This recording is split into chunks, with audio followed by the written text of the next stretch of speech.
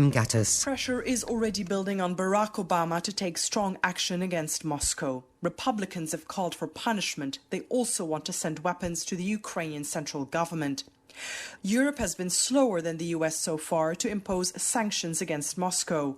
Mr. Obama said the plane crash should be a wake-up call for Europeans, a clear sign this conflict would not be contained to Ukraine. Last night, Mr. Obama discussed the crisis with David Cameron and the German Chancellor Angela Merkel. Birmingham City Council is setting up a database to monitor complaints and concerns about the way schools are run in the city. An independent report into the Trojan Horse affair said the council had failed to act on suspicions about a hardline Muslim takeover in some schools because it was afraid of being thought racist.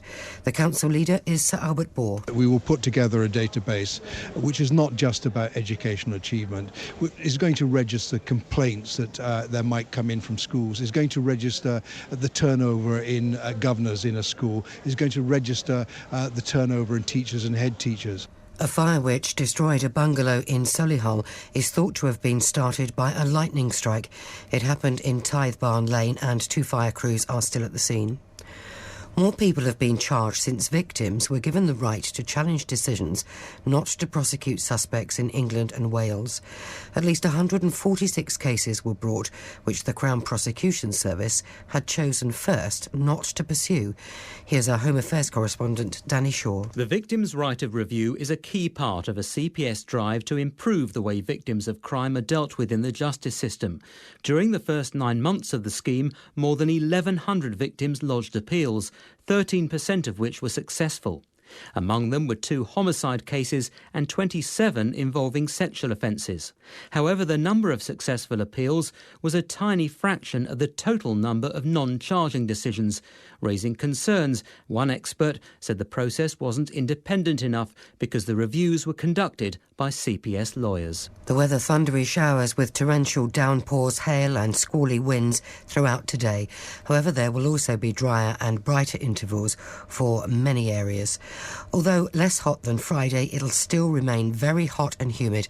The top temperature today, 29 Celsius, 84 Fahrenheit. BBC WM 95.6 News. There's more online at bbc.co.uk/WM.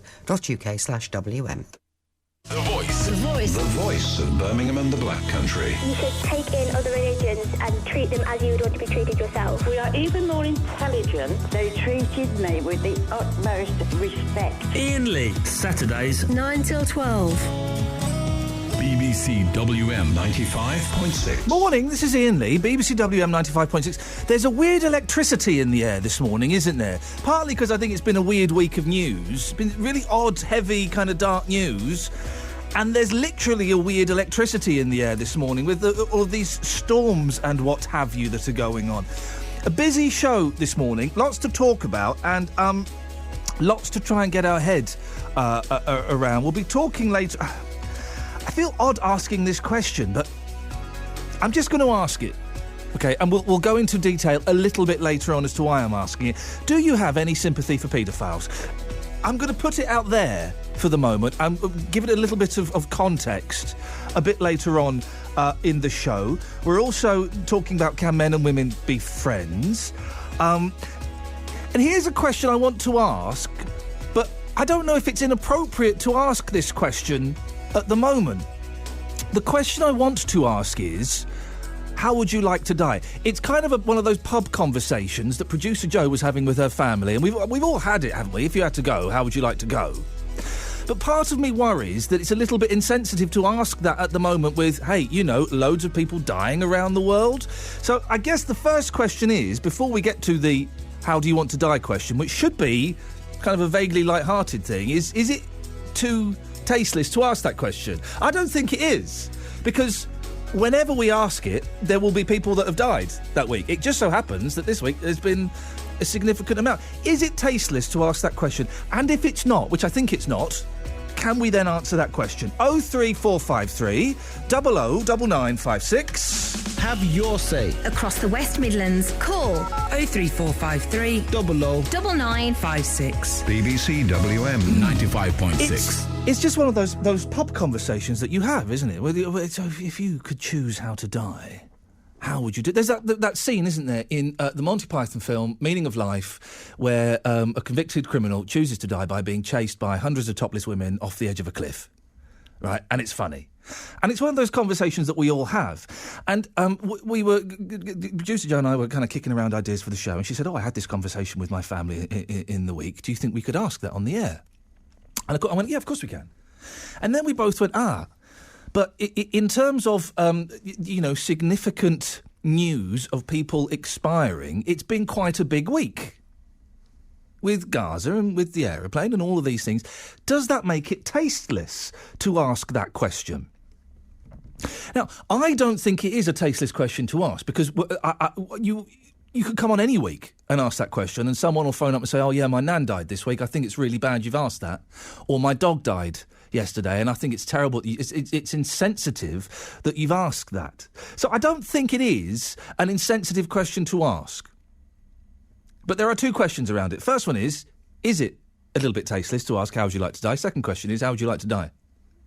I guess if we accept that it's okay to ask that, apparently drowning is supposed to be the most pleasant, because it's a lack of oxygen. So you kind of have a euphoric, kind of high as the oxygen is stifled to your brain.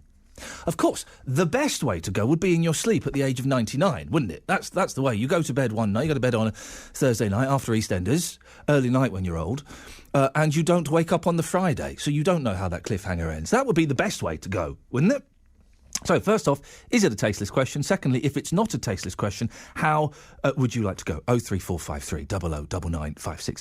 Other, perhaps slightly weightier issues to talk about today. Are we too quick to label people racists? This kind of comes from two things. Now, the front page of today's Birmingham Mail, that's his name. Council feared being branded racist.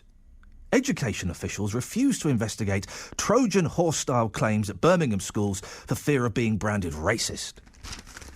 I'm kind of guessing that you're a little bit sick to death of the Trojan horse stories. Am I right?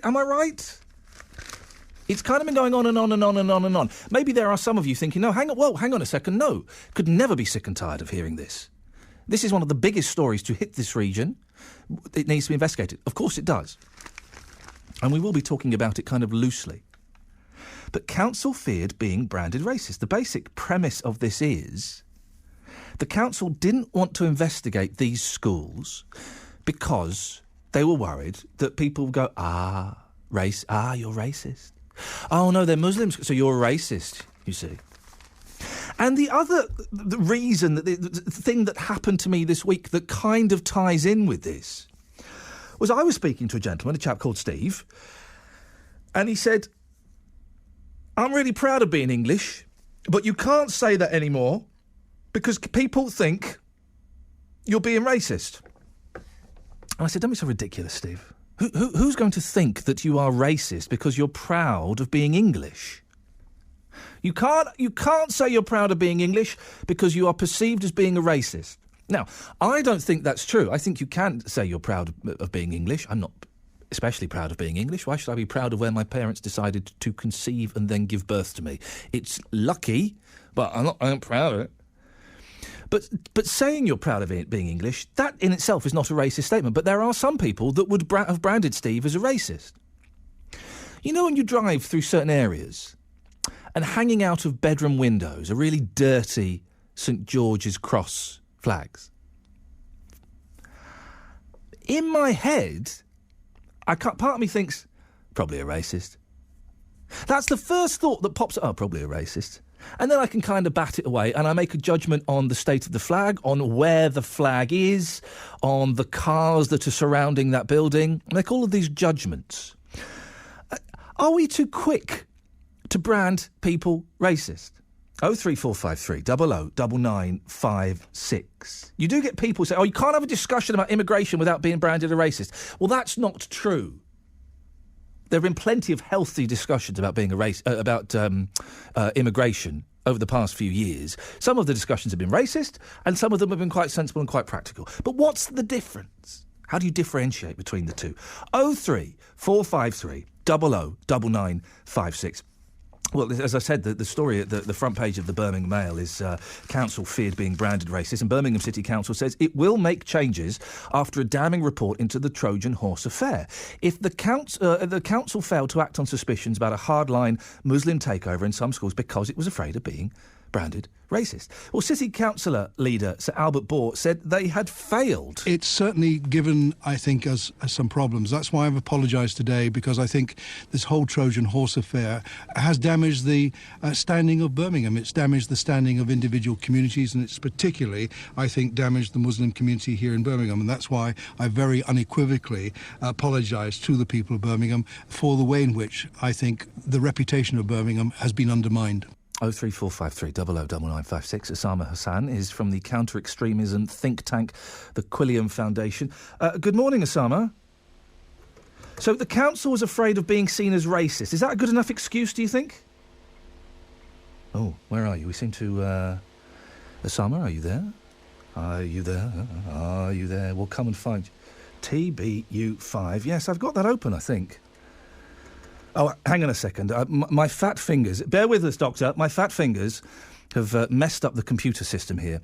Luckily, I have the C-team on hand in the name of Producer Joe to fix it. I think it's been fixed now, Osama. Are you there? Yep, I'm here. I do apologise. Thank you, Producer Joe, for steaming in, and I don't think anybody noticed. The council was afraid of being seen as racist. They were told about these allegations, or allegations were made about 7 years ago. Is that really a good enough excuse on their part? No, I don't think it is, because there have been so many reports of head teachers and other teachers bullied and harassed into losing their jobs with all kinds of associated stress, etc. And I don't think it's good enough to say that. Also, it's reported that they were asked to sign gagging orders, if you like, rather than their claims being taken seriously. So they were victimised as well for speaking out against bullying. I mean, and that's just simply not good enough. There is a fear, isn't there, between certain groups that if you speak out against, let's say, for example, because this is the story, Muslim organisations, that you will be branded a racist. There is certainly that fear, and sometimes political correctness goes too far. And the bottom line is if people can have an honest and fair discussion about matters, then there should be no allegations of racism or Islamophobia, for example. And in fact, it may be the people who are unjustly bringing up that accusation who are themselves being racist, if you know what I mean. Because if somebody's just upholding the law or saying what's right, and you accuse them of being racist because they're a different colour, then perhaps you're being racist because you're... Well, is it kind of a white middle class problem, Osama? That oh no, you can't say anything against Muslims, you can't say anything against black people, because you can't say anything against Indians because they might be offended by it. It always seems to be the white middle class people that complain about that. That's often said, and I think there is some truth about that. I mean, Britain used to be a far more racist country, I would say in the 70s until the 80s even, and we have come a long way. Britain has consciously removed racism from its psyche, if you like, and that struggle has been part of it. But perhaps it does go so far. In my experience, it was never a problem growing up in this country. I mean, all the teachers and people in public institutions always tried to be very fair and even-handed with people, and they were sensitive to race issues. If it can be dealt with in that kind of fair way, with building trusting relationships with people, then it's not a problem. I think it's often when there's a breakdown in trust, then on either side you can have these fears or these accusations. And finally, going back to this Trojan horse story, do you think that the problems that have been uncovered here, do you think this is more prevalent around the rest of the country, or is this a one-off? I think there's a very small number of cases involved in Birmingham, and conceivably there might be a handful of other cases in other parts of the country. there are investigations actually into places like Luton and Bradford. But of course there are thousands of primary schools and secondary schools in this country, and this problem affects a tiny percentage. So I think most people can be confident that we still have a very good education system, and we have brilliant teachers and head teachers, governors everywhere. There are just isolated cases which do need to be looked at. Osama, thank you for your time and thank you for your patience for putting up with my complete incompetence. Don't smile, producer Joe, just because you were right. 03453 009956. Are we too quick to brand people racist? You can send me a tweet. There's a text as well, 81333. Start your text WM, or ian.lee@bbc.co.uk. Right, it's 9:16. It's BBC WM 95.6. Let's get the travel with Liz Saul. Good morning, Iain. Thank you. In Cannock, Birches Valley is still partially blocked because of an accident at Marquis Drive and Brinley Road. Near to Cannock Chase Visitor Centre, police are at the scene. It is causing a bit of congestion there as you're having to squeeze by. We're getting reports of an accident in Staunton on Bridgenorth Road, Prestwood Road, the A449. Police just about at the scene there. Certainly looking a little bit heavy going on our traffic sensors. In the centre of Birmingham, just be aware the Queensway tunnels are now shut until the 1st of September. Major roadworks going on throughout the summer. You're being advised to use the A4540, the ring road, to get into an alternative route into the city centre. But there are diversions and alternative routes signposted as well. This is likely to cause you some delay. There's been rather a lot of heavy rain around this morning. It means that you'll find many of the main roads looking quite soggy, a lot of standing water and surface spray being flung up, so just be a bit careful out and about. And there's delays because of the weather of about 20 minutes on London Midland services between Birmingham New Street and Hereford and Worcester. It's because of a lightning strike in the Hereford and Ledbury area. We don't know when a normal service is likely to resume. If you can update us, 08453 002288. One park. Check this out, man. Sing along. Thousands of music fans. Thank you. A weekend to remember.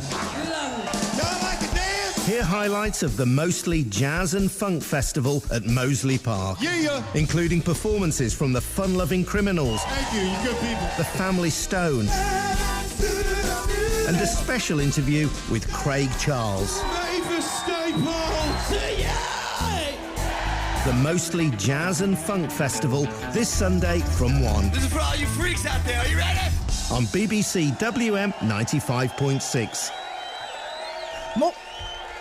All right, the applause went on a little bit too long, didn't it? Morning, this is Iain Lee, BBC WM 95.6, 03453 009956. Lots to talk about this morning. As always, you can kind of call in about anything you want as well. We're not that strict here, really. We're quite slack. It's Saturday, isn't it? But we're asking, first off, are we too quick to brand people racist? A fella this week said to me, I can't say I'm proud of being British, proud of being English, because I'll be perceived as a racist. Now, I don't think that statement is necessarily true. But then thinking about it, when I see a flag of St George flying out of someone's bathroom window, my first thought is, probably a bit racist. Where does that come from? Lots of calls on this. Let's go to Michael in Heath Hayes. Michael, you've been on the longest. What have you got for us, Michael? How you doing, mate? Morning, fella. Yeah. If you are English, it could be designated that you're racist. I'll tell you for why. Just for being English? Yeah. Go on. Because the definition of being English is that you're born in this country and you've got to be of white origin. That is why nearly all the forms you get now from the government have British on, which means that you can be born in this country and you can be either white or black. Where does the definition state that you have to be born in this country and be white? Where is that? That's stated, I'm pretty sure that I was on the Ed Doolan show about 3 or 4 years ago when we were discussing this, and he had a professor on. And I put this to Ed Doolan and the professor says that gentleman is quite correct. In the 1700s, there was a rule passed that you had to be born in this country to be English, and you had to be white. And it's never been rescinded.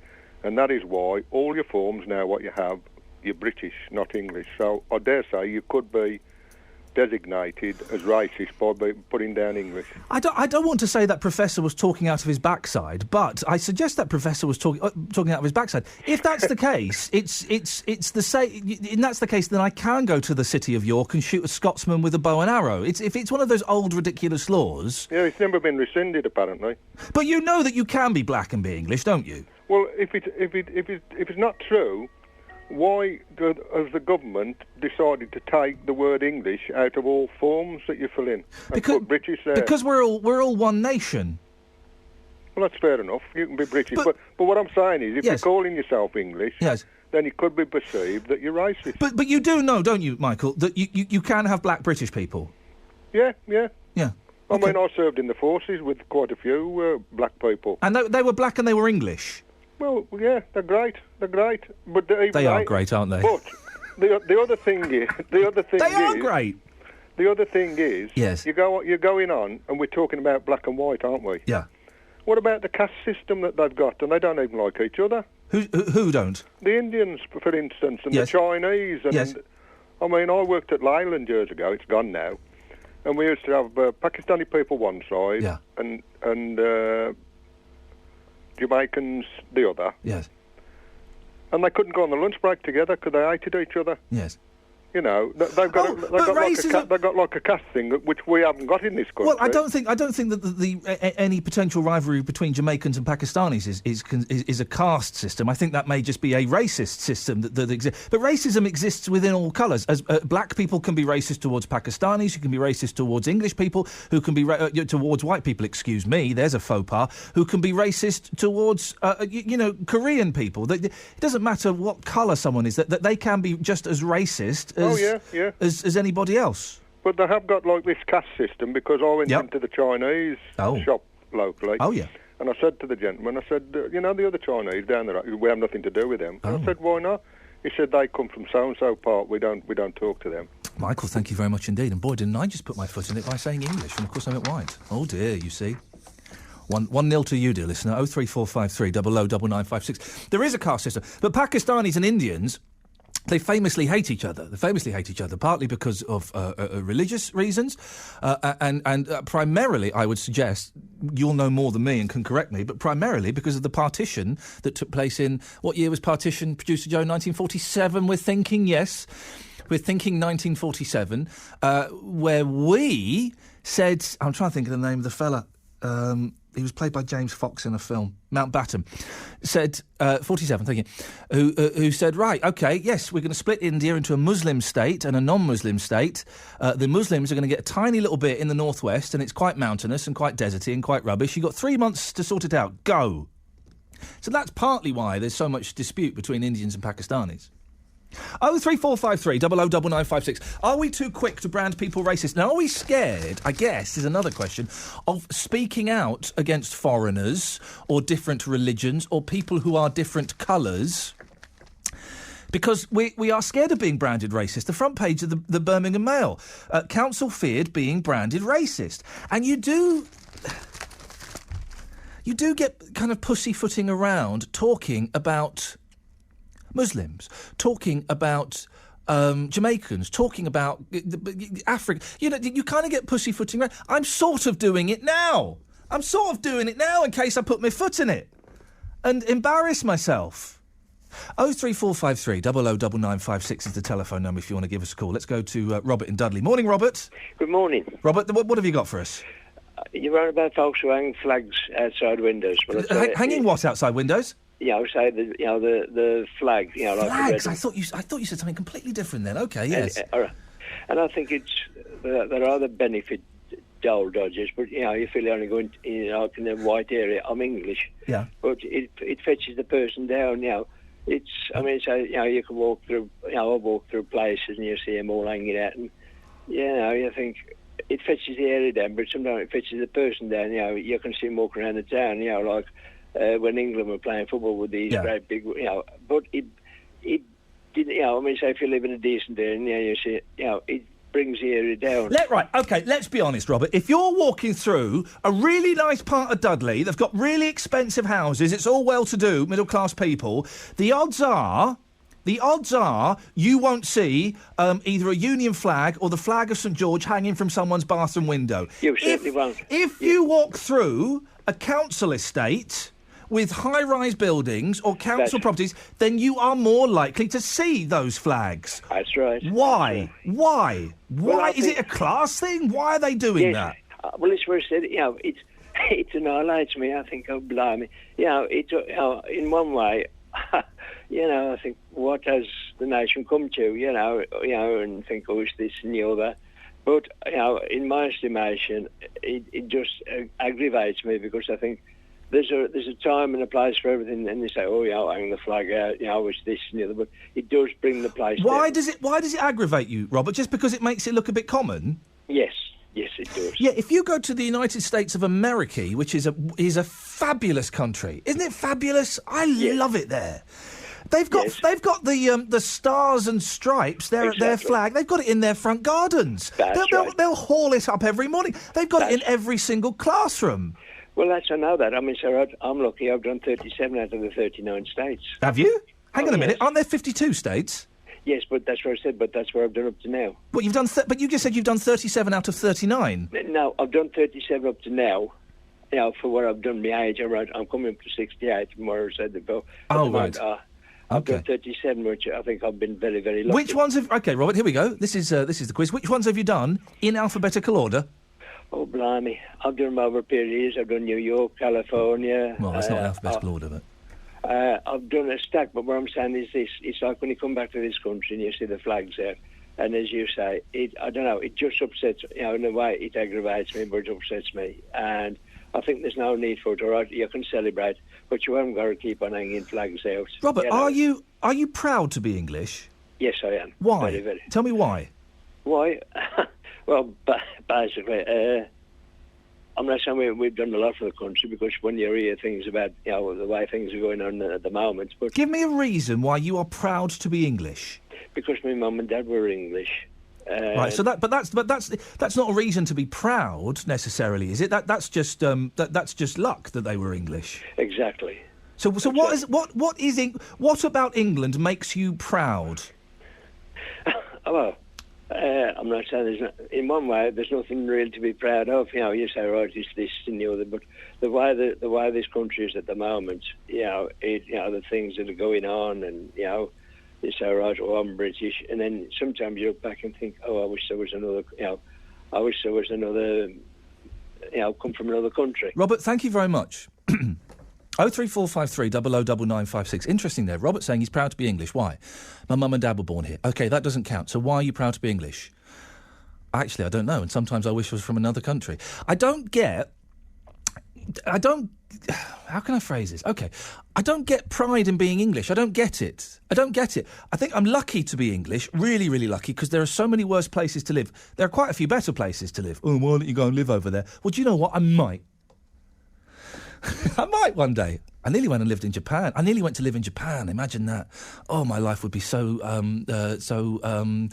hectic, yes, and sweaty if I lived in Japan. But I don't get I don't get pride in being English. Okay, why should I be proud that my parents decided to have sex in England and then my mum gave birth to me in England? Where is the pride in that? Where is the pride in a series of coincidence, both genetic and historically, that have meant I've been born here, that I was born in Slough, that I lived in London, that I work in Birmingham? Where is the pride in that?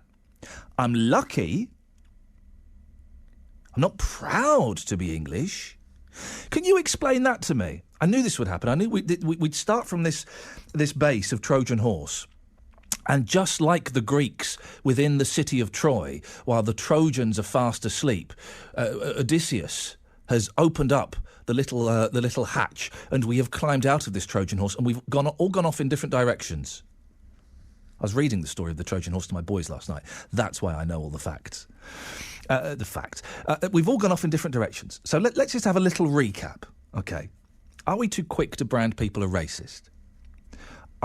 Do we hold back from saying certain things and criticising certain groups because we're afraid of being branded a racist? Does flying the flag of St George, is that his name? Yes, George's Cross, David's Cross. Which one is it? Oh, it doesn't matter. George's. Does that make us racist? And are you proud to be English? And if so, why? Can someone phone up and give me a solid reason for why you're proud to be English? 03453 9956. Iain Lee. On BBC WM. 95.6. The voice of Birmingham and the Black This Country. one's going to take a little bit of thought on your part. I think the last few weeks we've been too easy with you. We've made it easy for you. This week you're going to have to work, I'm afraid. You're going to have to exercise your brain muscles. Yeah, why not? Your brain muscles. Another thing I want to talk about, pub conversation. Producer Jo was having it with her family. We've all had this conversation. If you could choose your way of dying, how would you die? This comes with a caveat. Is it inappropriate to be having this conversation when 298 people have been killed in an airplane crash and hundreds of people are being killed in Gaza? Matt's been... Matt, we'll come to you in a second. Brian's been waiting for ages. Morning, Brian. Morning, Brian.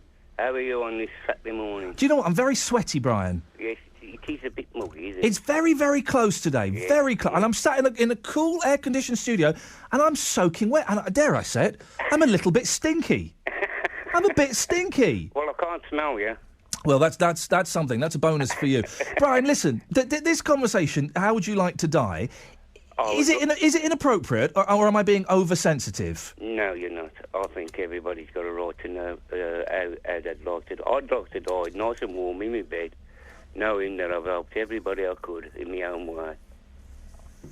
Well, have you helped everybody you could in your own way? Oh, yes. I mean, I do what I can for everybody, no matter what race or colour or who they are. I mean, I get satisfaction in helping people out.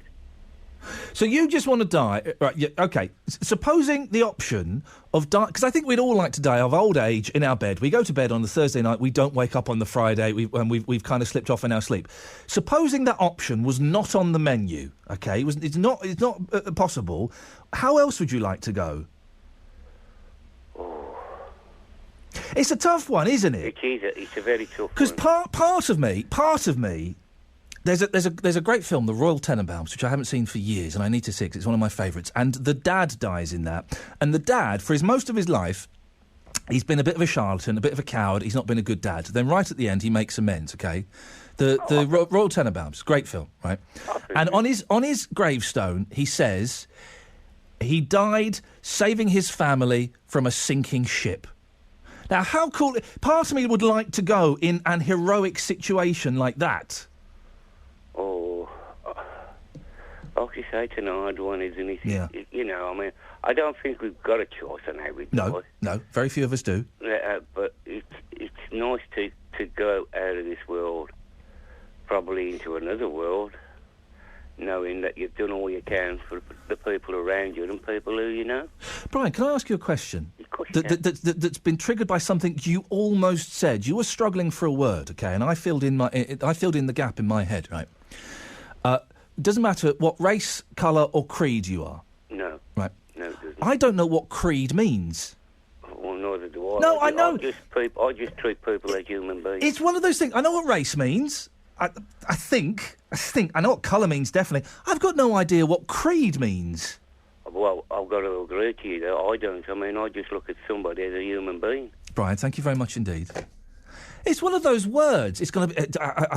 It's so hot, and I think we're all a little bit sleep deprived here. It's going to be one of those shows today. I don't know what creed means. What creed am I? 03453 009956. Matt. Morning. What does creed mean? I've no idea. But it's a word that you've used, isn't it? I bet. Or maybe not.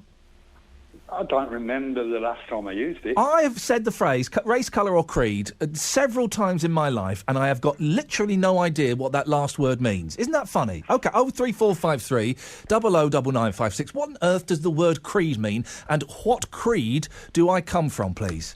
Anyway, Matt, you've called in. How would you like to die? Like my dad did. Go on. We lost him just before Christmas. He was 86. He more or less retired thanks to Thatcher when he was 50. He woke up at 5:20 on the morning, feeling a little unwell. Yeah. Went to the bathroom, thought he might get sick. He didn't. Got back into bed, and he'd gone by 5:30. Wow. Yeah. I mean, it's terrible, thinking about it. Of course, I wish he was here. Of course you do. But what a way to go. Does that give... Because my dad died last year. He had a pretty horrible way, actually, and it was quite unpleasant for quite a while. Does that give you any peace, Matt? Of course you miss your dad, and of course you love him, of course you still want to hold him and say all these things to him. But does that give you any peace, knowing that he went like that? Loads. Really? Isn't that nice? Loads. Overall, he had quite a good life. He hadn't really suffered any illness. Yeah. He got an infection. He was in the QE 3 or 4 years previously, and he was very ill. But he just got over that. I went up to the hospital and saw him. I thought, oh, I'm not sure if he's going to be with us for much longer. But within about a month, he was back to his old self. He was all right. He'd done the ROSPA driving test. Oh, yeah. You know, to check that he was still capable of driving. Oh, blimey. And they said he'd probably pass the advanced course. That was, I think, a fortnight before he died. Oh, I bet he loved that. I bet he was bragging about that. Oh, yeah. And so he wasn't ill before he died? It was just that night, that morning? Yeah, apparently it was a heart attack. Wow. Matt, listen, slipped. I'm glad that gives you some kind of comfort, knowing that he went peacefully. It must do. It must do. 03453 009956. How would you like to die? And I'm going to introduce a rule. I think we've established it's not tasteless to have that conversation. Good. Well done, you. I think that shows a maturity on your part.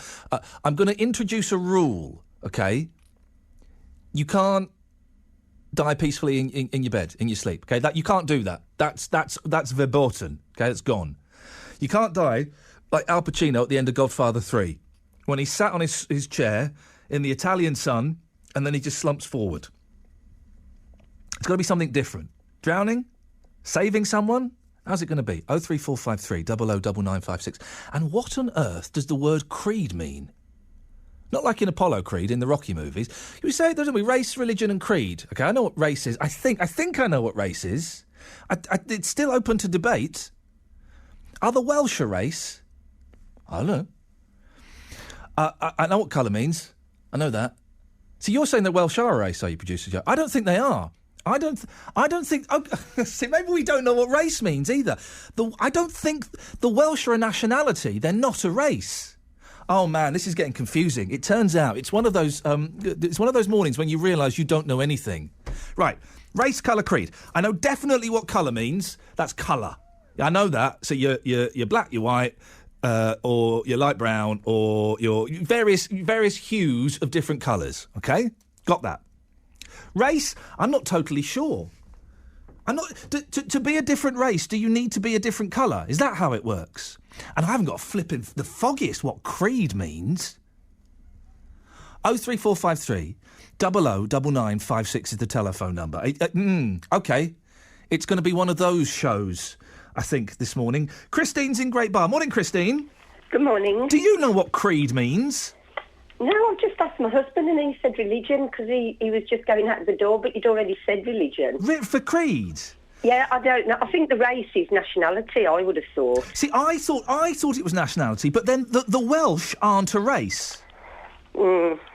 And there's a song. There's a hymn or something that's got the word creed in. No, isn't it? I am the Lord of the Dance. Is the what are the words to dance there? Yeah. I am the Lord of the dance, maybe, and I'll lead you all in the dance. Dance. I've gone back into the chorus. Doesn't that have the word? That's all you know. That's got the word creed in it. I didn't think it had, but then again, I'd have to listen to it all. Right, okay. I'm in one of those moods. Can someone phone up, please, and sing all of The Lord of the Dance, please? It's not a request you get very often on BBC WM 95.6, but today I need someone, preferably a child, but a grown person will do, to sing all of the words to Lord of the Dance, please, so we can find out whether it's got the word creed in or not.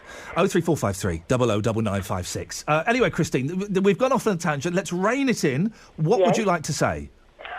About being proud to be English. Yeah, go on. What? Because it's just slated everywhere in this country, and like somebody said before, everybody's racist. I don't care who you are. With all this being correct, you can't say this. Every person on this earth is racist. Everybody's a little bit racist. It's human nature. Human nature. But it always comes back, unfortunately, to colour. And that's, or religion. as you mentioned about the Muslims, you know, they've made a big difference in this country, whether they like to hear it or not, whether they're on the terrorist side or whether they're very peaceful. Excuse me. And they have, and I think the English people know that, or even British people living here. But why I did ring in was to say why I'm proud Go on. to be English, and that's because my grandparents and my parents and great-grandparents made a big difference keeping this country free. And when people come over from other countries and don't respect that, that is one huge... So the second thing is... No, hang on one second. Let's explore...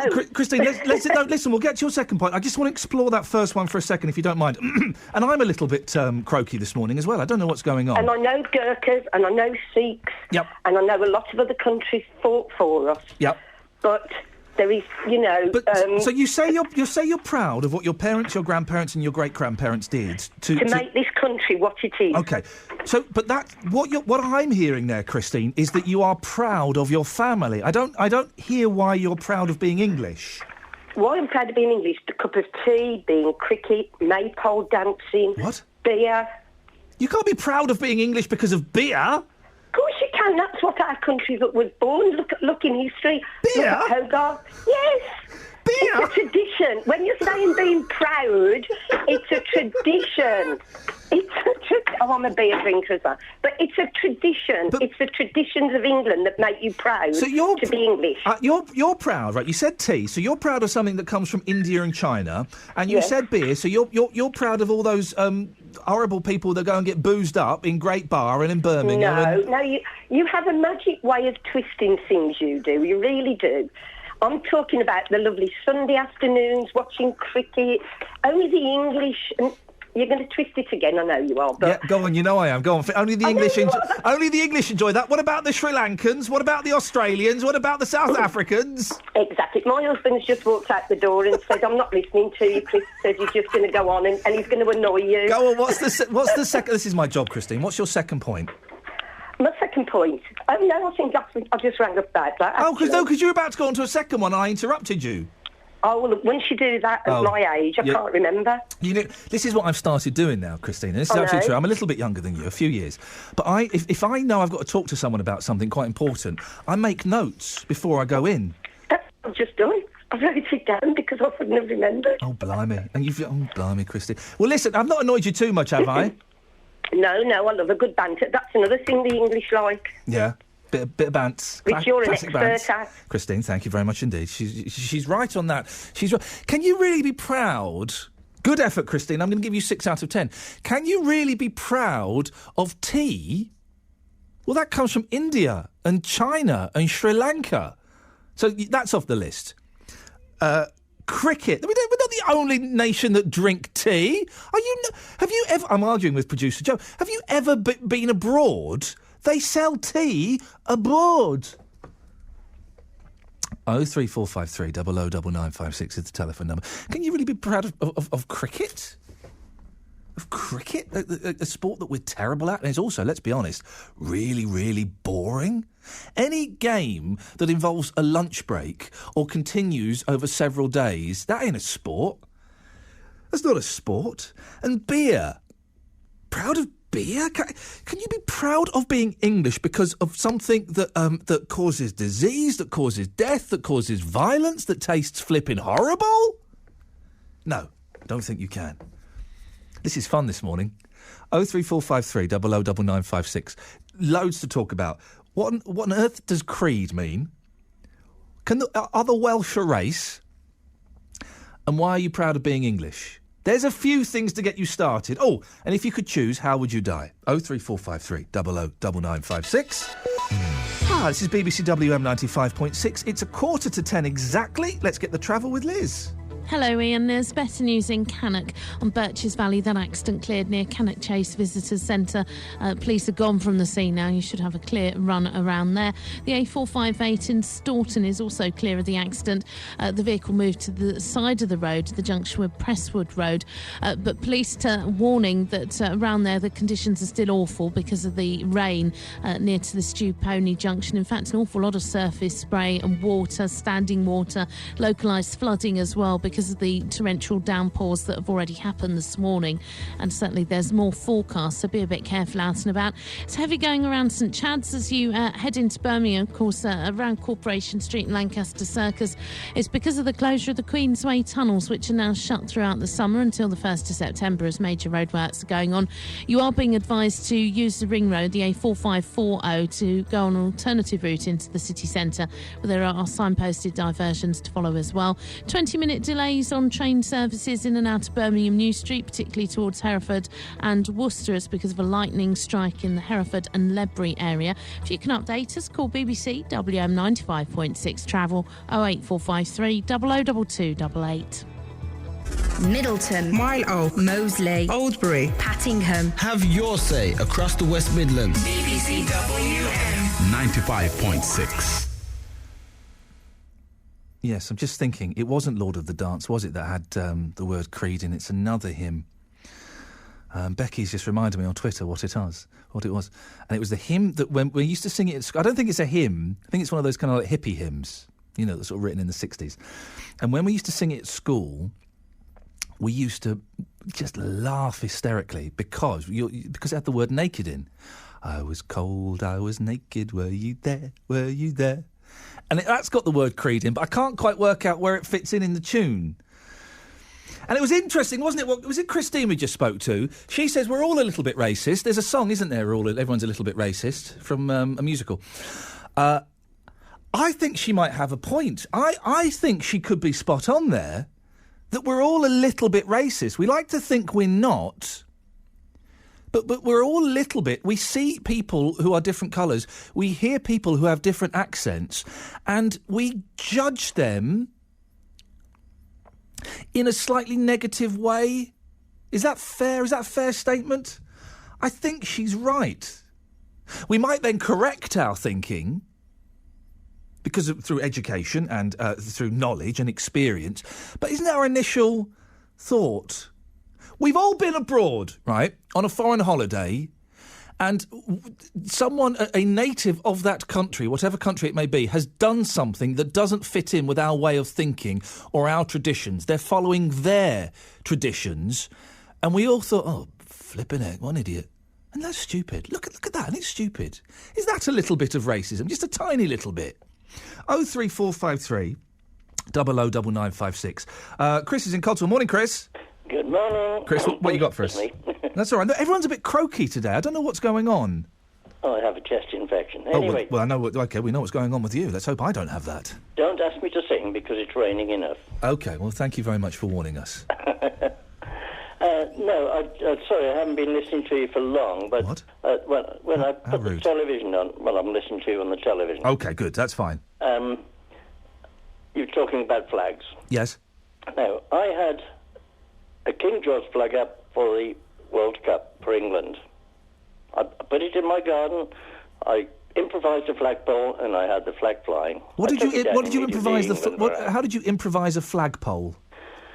Stick. Well, I attached it to my clothesline. Oh dear, Chris. Oh, Chris. Taped it. It made it about 12 feet high. You taped a flag to your clothesline? No, not the flag. I had a pole and taped it to the clothes pole. And it's about 12 feet high now, and there's a 5x3 flag flying there. Okay, that doesn't sound particularly pleasant, but okay. Well, it's a flagpole. Yeah, okay. I took it down when England lost, and I tried to get a Union Jack, because there's a lot of sport going on now, and a lot of various games with the UK in it. Yes. So I wanted a Union Jack to put up in place of a George flag. With me? Yes, I'm there so far, sir, yes. And I couldn't get one anywhere. Oh. I couldn't buy a Union Jack anywhere. You can buy the little pennants, but not a Union Jack. But a young guy I know said, "I'll get one for you," and he did off the net. Ah, the internet. That's the home of flags. Yeah, he got it for me, and it's flying now. Now, coming back to race. Yes. You said, "Are the Welsh a race?" I think they are. They have a different language from us. Can you speak Welsh? I can't. So, but I don't think that language is necessarily a deciding. Okay, right. I think it is. Okay, Same with Scottish. Okay, so are the French a different race? Yes. Are the Italians a different race? Yes. Are the Americans a different race? Yes. Ah, they speak English. Yes, but they're a different race. But you just said that language was a key factor. I've got 2 grandchildren. My daughter was born in Poole in Dorset, and she lives in Edinburgh now. She's had 2 children, 3 and 1 year old, and they are Scottish. They were born in Edinburgh. Yeah, carry on. So their race is Scottish. I'm English. I was born in England. Chris, listen, thank you very much. I think we're all making big assumptions about this that are wrong. No, I don't think so. I don't think the Welsh are a race. I don't think the Americans are a race. I don't... Do you know, it's really hard presenting a show when I've got a lunatic, possibly drunk woman shouting in my ear after every sentence. Producer Joe. I don't think OK, I'm going to put my cards on the table. I don't think the Welsh are a race. I think they are a nationality, and there is a difference. There is a big difference. There has to be. I don't know what my definition of a race is. That's what I hope to have by midday today. We'll get there at some point. May's in Coles Hill. Morning, May. Good morning. I don't think the Welsh are a race. I'm not going into that, but you wanted to know what creed meant. I've been pwned. Yes, go on. I've got the dictionary here. It says it's a belief, article of faith, catechism, credo, doctrine, dogma, and principles. OK, so it's a religious. So creed is a religious thing. Possibly. Well, hang on. You've just read the No, it says there's a doctrine as well. It doesn't mean to say that's religion. It could be just what you think. Oh. Go through it again. Go through the list again. Belief. Yeah. Article of faith, catechism, credo, doctrine, dogma, principles. But well, hang on. So creed can't just be. You can't come. Well, maybe you can. Can you come from a certain creed if you just believe something? Then, so for example, are socialists a creed? Because they all collectively have a common belief, don't they? I don't know. That's up to them. And you want to know what race means? Yes. That's people, blood, folk, nation, stock, tribe, or type. Your source, please, May. A dictionary. Which dictionary? Oh, Collins. Yeah, it's not the Oxford English. I'm not sure I'm going to buy it, mate. Thank you very much indeed. Not clutching at straws. Thank you very much indeed. And can I just say, there is... I will argue to the death anybody who says that an old woman reading from a dictionary is not exciting radio. Come on, guys. You know that's where it's at. 03453 009956. I don't think the Welsh are a race. I think they are a nationality. I think there is a difference. I'm pretty sure that there's a difference. Richard's on the line. Morning, Richard. Good morning. Are the Welsh a race?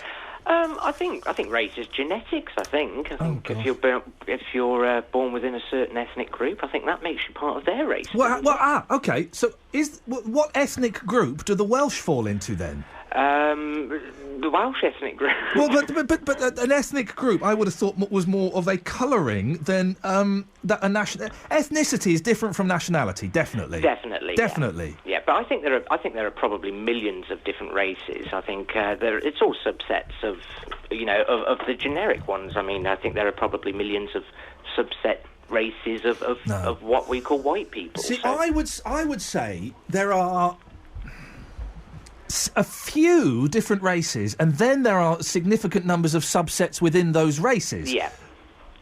I'm going to say there are 7 races. Now, I'm plucking that figure out of the air. If I were to sit down with a pen and paper, I could probably name them. 7 sounds about right. I'd probably go a bit higher than that, but I think we're all essentially the same, really. I think we put too much focus on it, really. Hey, man, definitely. I love you, brother. That's Are you proud to be English, Richard? I am very, Tell me why. Well, taking beer and cricket out of the equation, because I don't really enjoy either of them. No, both tedious. I just think we've forgotten how amazing it is to live in what I would call the most evolved democracy in the world. This is the democracy, Richard, that has just rushed through legislation to monitor phone calls, emails and text messages, yeah? Yes. OK, carry on. Yeah, but I'd defend that by saying that every 4 years we get the choice to vote what people we will have in charge of it. I mean, just to give you a scenario, we live in a country where I could quite happily walk down the street in a dress and not worry about getting beaten up necessarily. Yes, we could walk down the street in dresses if we wished to. You know, we live in a country where if you're ill and you're unable to work, that the state will look after you. We live in a country where we're given opportunities for employment, free education, healthcare. I think these are all things that, although we take them for granted, that we should be incredibly proud of. But why should we be proud of being English because of those? Because it's just luck and coincidence that we are born here and we have access to those things.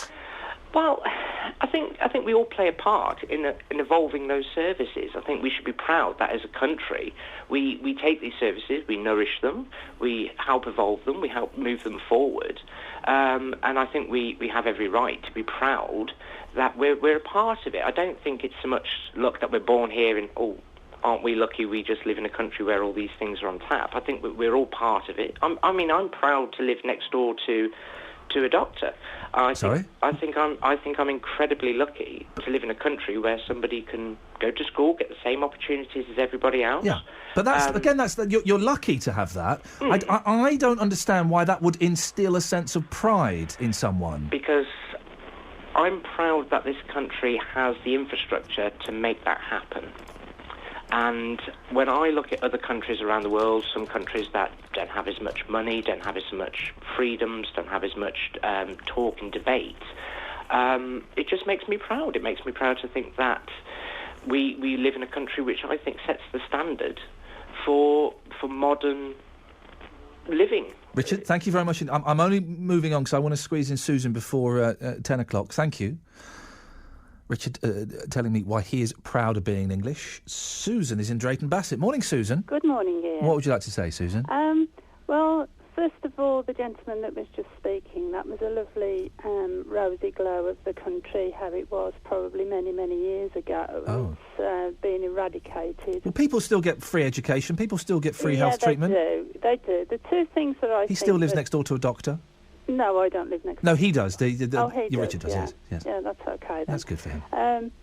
But is he a private doctor or is he NHS doctor? Oh, a little bit of satire there, Ben Elton. Yes. I do think the two things that we should be proud of is the welfare state and the NHS, because we don't have blind people on the streets begging anymore.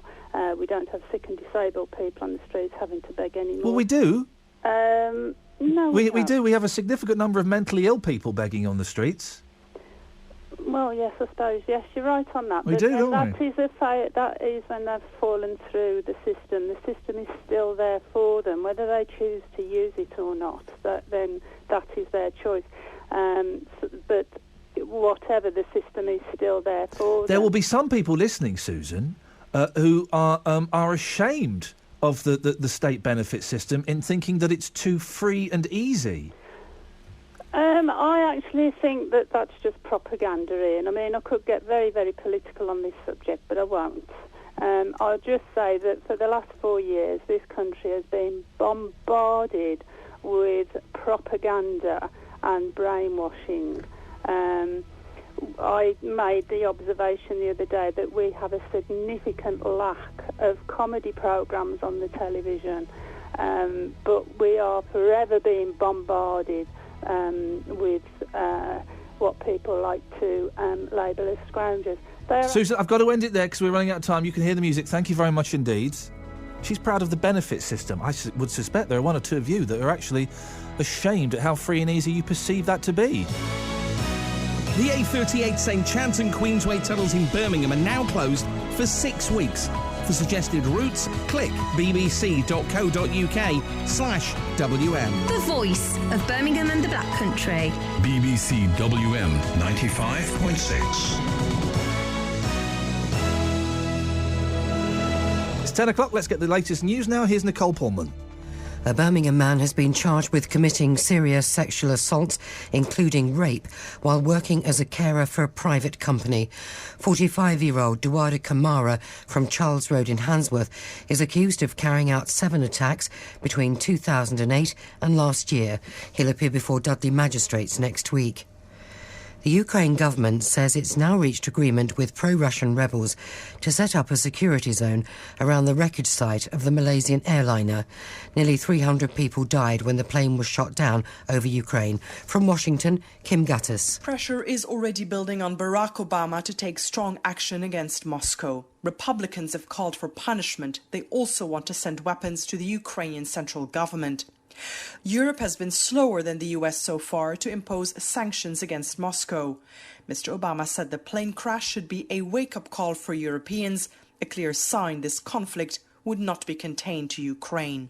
Last night, Mr. Obama discussed the crisis with David Cameron and the German Chancellor Angela Merkel.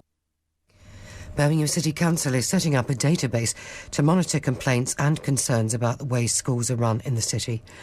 An independent report into the Trojan Horse affair said the council had failed to act on suspicions about a hardline Muslim takeover in some schools because it was afraid of being thought racist. The council leader is Sir Albert Bohr. Not only are we going to compile that as information, we're going to make that information publicly available. Therefore, others can see what's happening, and therefore, if there is any suggestion of a Trojan Horse type situation coming again, I think we and others will be able to spot that. More people have been charged since victims were given the right to challenge decisions not to prosecute suspects in England and Wales. At least 146 cases were brought, which the Crown Prosecution Service had first of all chosen not to pursue. Here's our Home Affairs correspondent Danny Shaw. The victim's right of review is a key part of a CPS drive to improve the way victims of crime are dealt with in the justice system. During the first 9 months of the scheme, more than 1,100 victims lodged appeals, 13% of which were successful. Among them were 2 homicide cases and 27 involving sexual offences. However, the number of successful appeals was a tiny fraction of the total number of non-charging decisions, raising concerns. One expert said the process wasn't independent enough because the reviews were conducted by CPS lawyers. The weather: thundery showers with torrential downpours, hail and squally winds are likely throughout today. Less hot than yesterday, although it will remain very warm and humid. The top temperature this afternoon is expected to be around 29 Celsius, 84 Fahrenheit. BBC WM 95.6 News. There's more online at bbc.co.uk/WM. The voice of Birmingham and the Black Country. You should take in other religions and treat them as you would want to be treated yourself. We are even more intelligent. They treated me with the utmost respect. Iain Lee, Saturdays 9 till 12. BBC WM 95.6. Morning, this is Iain Lee, BBC WM 95.6. The intricacies of the studio are being pointed out to everyone. Yes, there's a door in the studio. I know, isn't it mad? Busy first hour of the show. We started off talking, well, we used the Trojan Horse story as a little springboard into something bigger. We'll go back to Trojan Horse very briefly, not for too much, don't worry. I got a feeling that maybe you're a little bit bored of that story. Am I right? I mean, it's a cracking story. It's fascinating and it's very important, but I just got a feeling maybe. Anyway, council feared being branded racist. Front page of the Birmingham Mail. The council were afraid of being branded racist by investigating these Muslim schools in Birmingham. Well, first things first, you can't be racist if you're slagging off Muslims. They're not race, guys. There's lots of you have phoned in and emailed in to point out. So I thought I would bring that up. So from that, we've then gone on to going, aren't we all a little bit racist? What makes a racist? Are the Welsh a race? Is hanging the flag of St George... I'm trying to follow this conversation through. Is hanging the flag of St George an indication of being a racist, or is it just a bit common? I think that's pretty much covering it all. Oh, and why are you proud to be English? I don't get the pride in being English. I consider myself lucky to be English, but it's just a series of coincidences. How can I have pride in that?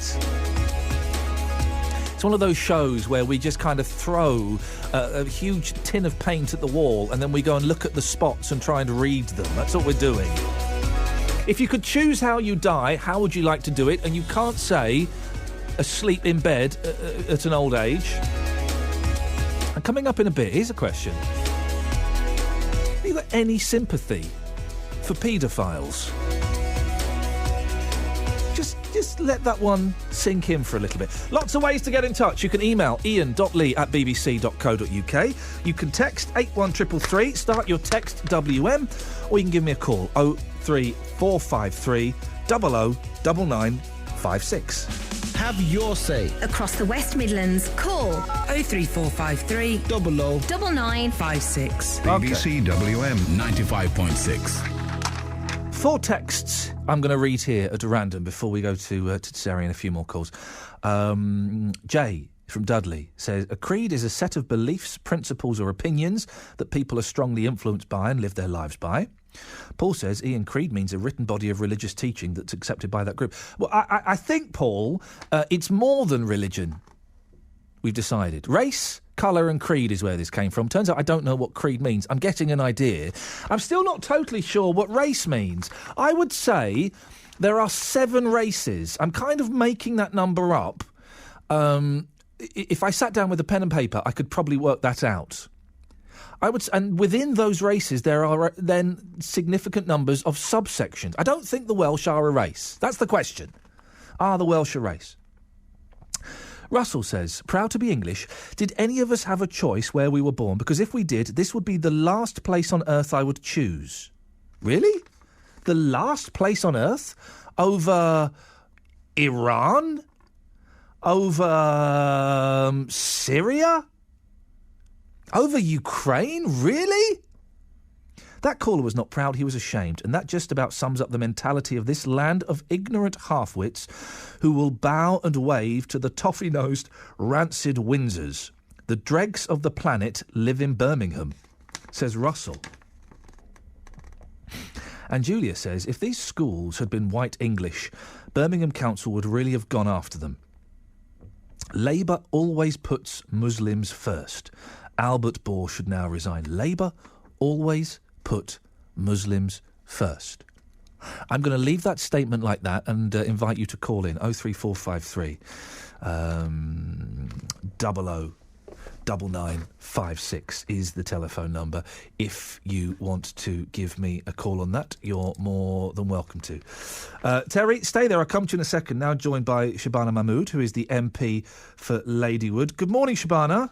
Morning. Shabana, your reaction to the Trojan report and also the front page of the Birmingham Mail today, council leader Albert Bohr saying the council feared being branded racist. Well, look, firstly, I think that the fear of being branded racist is no defence and no excuse for failing to deal with the governance issues that we saw in some of the schools in Birmingham. And I don't think anybody would find it acceptable that any council officer or official or elected representative might fail to take action when there are serious concerns around, victimisation, bullying, teachers overstepping the mark, or changing the ethos of a school because of a fear of that kind. So Albert's right to apologise for it. Is apologising enough? Is apologising enough? According to this story here, some of these claims that hardline Muslims, whatever that means, were looking to take over some of the schools were revealed as long as 7 years ago. Is an apology enough? Well, I think that an apology is the start point, but what we really need to get to, and actually what I think we can get to as a result of the Kershaw report, is making sure that this never happens again. So it's clear that actually there might have been governance failures in some of these schools, and they're clearly very, very serious, but there are also failures of systems and processes at the council, and latterly also at the Department for Education, who, of course, now have control of many of these schools because they are now academies responsible to the Secretary of State for Education, until recently Michael Gove, and now Nicky Morgan. So actually what we need more than anything else is to very, very quickly have a set of new rules or new regulations or a new way of doing things that can give confidence to every single parent in our city, and particularly parents of kids at these schools, that this will never, ever be allowed to happen again. And we need to make sure that we're very good at having reports that tell us where the problems are, but we're less good at making sure that those problems get fixed. And my ask of all the key policy stakeholders in this debate, DfE, Ofsted, and the council as well, is that by the time these kids go back to these schools in September, we have to make sure that every single one of these issues has been rooted out, fixed, and can never happen again. How can we ensure that, Shabana? Well, I think we've got to have a really long, hard look at the oversight procedures. So what happens when governors, for example, overstep the mark? What are the boundaries between what governors can and can't do? We've got to have another look at the powers of head teachers to make sure that they are well understood and that governors or nobody else can interfere with the operational function of a head teacher and their legal responsibilities, because that's clearly one of the things that's been going on here. I mean, I personally think, and this is Labour Party policy, it's not something that government is pursuing, but we need to have local directors effectively of school standards in our different areas to make sure that these sorts of issues do not occur again. But at the very least, we need the DfE, I think, to step up and really explain to us how oversight and complaints procedures are supposed to work when you have mass academisation of schools who are not responsible to the local authority, but who are responsible to one Secretary of State sitting a long way away in Westminster, in Whitehall. There is no way that one Secretary of State from a desk in Whitehall can manage thousands of schools all over the country. Shabana, and we need some answers about how that works. Two very quick questions. A text from Julia. Let me put this to you. If these schools had been white English, Birmingham Council would really have gone after them. Labour always put Muslims first. I mean, look, I repeat what I said before. There is no defence or excuse for failing to act on these very serious concerns. Do Labour always put Muslims first, as Julia claims in this text? I think that's quite an offensive suggestion, actually, and I think it's not true, and that's an unfair characterisation of our approach. I think that you've had a number of administrations, not just the Labour administration, but the previous Conservative and Liberal Democrat administration. We know that some of these concerns were raised way back before Labour took control of the council in 2012. So I think that's an unfair characterisation of the problem. Is it true that council officials and elected representatives of all political parties maybe felt they couldn't take this on? Yes. Is there reason for doing so defensible? No, it's not. They should have taken it on. They should have dealt with it. Should the council leader, Sir Albert Bohr, step down? Look, I think that the first thing that we need to do, the easiest thing in the world to do when you have something like this, is to start saying, well, so-and-so's head should roll and they should go. But that's easy because all it does what do you is think? give you a media story. Should he step down? Means that, no, I think what we need to focus on is getting these problems fixed. As I said before, we're so good at having reports and we're quite good at saying heads should roll. We're less good at making sure that the problem is actually fixed. I've lost count of the number of reports I've read into different issues in the city on children's safeguarding in particular, where you look at the report, it makes a set of recommendations, you go and try and find out whether they were actually ever implemented, and the answer is often no, they weren't. If the people that is what I think needs to happen here. If the people in charge, and I know that Sir Albert Bohr, I think, has only been in charge for a couple of years, and these allegations go back 7 years, but if the people in charge are afraid to react to certain allegations that are being made for fear of being branded racist, then they're not up to their job, are they? Well, I think they've accepted that there was a problem. Well, it's fine accepting it now. For it. And I think we need to give a chance actually to fix these problems. We're not going to be able to fix these issues faster by having some sort of change at the top. What we actually need. They've proved that they are scared to act on allegations because they're afraid of how they're perceived. That's not how you run a council, is it?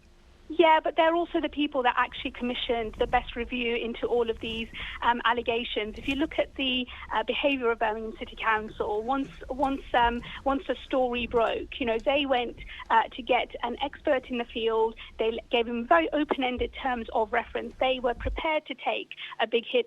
They were not trying to hide, and they were not trying to characterise this as a debate about children being radicalised and, get their narrative out first, as in fact, unfortunately, through the leaking, it appears that the DfE have been obsessed with getting their message out first. This is a council that was actually prepared to step up, admit they made mistakes, and now going to have laser-like focus in fixing them. And I think that is actually the most important thing. Shabana, thank you very much indeed. Shabana Mahmood, MP for Ladywood. Your thoughts on that, if you will. I know that this has been covered lots and lots and lots on WM 95.6. I suspect you may be Trojaned out. It's up to you, though. If you want to have your say on that, 03453 009956. Have you lost faith in Birmingham City Council and indeed its leaders? 03453 009956. It takes us to the wider conversation, of course, of are we all a little bit racist? Do we tiptoe around certain groups for fear of offending them? And for goodness sakes, can we answer this question, please? Are the Welsh a race? Right, this is BBC WM 95.6. Let's get the travel with Liz. Thank you very much, Ian. As you make your way around Birmingham, it's rather heavy going on St Chad's around Lancaster Circus and heading towards the closure of the Queensway tunnels. They're now shut throughout the summer until the 1st of September, so major roadworks can take place. So you're having to use an alternative route. There's a signposted diversion. It is suggested you use the ring road to find another alternative into the city centre. But as I say, it is the A38 around St Chad's that's looking quite heavy going on the inbound side at the moment. We're getting reports of an accident in Burton on St Peter's Bridge at the junction with the A444. Police are on the way to the scene. It's raining again, I'm afraid. Certainly the heavy rain throughout the night and this morning caused an awful lot of surface water and flooding in some places, and standing water and spray being flung up off the carriageways. So that's likely to cause you some disruption as it's making driving conditions quite difficult. All back to normal on the trains. At lightning strike caused delays of about 20 minutes between Birmingham New Street and Hereford and Worcester. That's all been sorted out, it seems. If you can update us, call BBC WM 95.6 Travel 08453 002288. People think if you've got a grubby accent or a black country accent, they automatically think you're thick. You still have this great passion for your roots. I'm going to use that in my speech tonight. Pete Morgan at breakfast, Monday to Friday, 6 till 9. BBC WM 95.6. Oh boy, oh boy, oh boy, oh boy. Boy, oh boy, oh boy, oh boy. If I just found something interesting on Tinternet. Oh, Derek's in Droitwich. Morning, Derek. Good morning. Are the Welsh... As regards the Welsh... Are they a race? As regards the Welsh, yes, they are a race. Tell me why you think they are, and then be prepared to be exposed as a charlatan. Yeah, I'm not a charlatan, I'm an historian. That's the trouble with the English, they don't know their own history. Why are the Welsh a race? That's not historic. The Welsh being a race is not a historical thing, it's a genetic thing. Why are they a race, in your opinion? Well, they were the true Britons. The Saxons invaded and pushed them to the west. Right. And them are the true Britons. Why? But why does that make them a different race? Pardon? Why does that? Nice history lesson. It doesn't make them within England. It doesn't make them they were the Britons. So the Welsh aren't a race. They're a race just like the English, like the Saxons, the Vikings. So the Welsh are part of the same race as the English. No, a true Welshman is a Briton. Oh, flip it. But we're going too far back in history, Derek. The question is very simple. No, you can't go too far back in history. Yes, you can. History. Yeah, no, you I can't know. get away with it. Can we clip that? There's a statement. History is history. You can't get away from it. Okay, right. Getting away from history, though, are the Welsh a separate race to the English now? Yes. Oh, you had to think about it. Why did you have to think so long? Well, because basically the the Welsh... You're wrong, by the way, but I'll tell you why in a second, but carry on. No, I'm not, because I know history. Yeah, history's got nothing to do with asking, are the Welsh a race now? That's still the right. That's a race from history. Right, the Welsh are not a race, right? The Welsh... I say, yeah, they are. I know you did. I know you did, Derek, but you're wrong. The Welsh... Just like the Saxons are Saxons, the Vikings are Vikings. What have the Saxons and the Vikings got to do with it? Well, they all invaded this country. You know, that's the trouble. I know they did, but the Welsh... And they all settled there, by the way. The Welsh are... They are not a race, OK? They are part... they are one of several Celtic ethnic groups. Right, they that's are... right. They Britons. They are... You're quite right. They're Britons like the Iain. What was it? The Iain, Boadicea tribe. Speaking to you, Derek, I get an idea of how frustrating it must be for people speaking to me. No. And the other thing about Here we go. The fundamental Muslims... Let's forget the fundamental Muslims for a second, if we may. I thought you would do. No, we can come back to them in a second, Derek. I want to focus on what...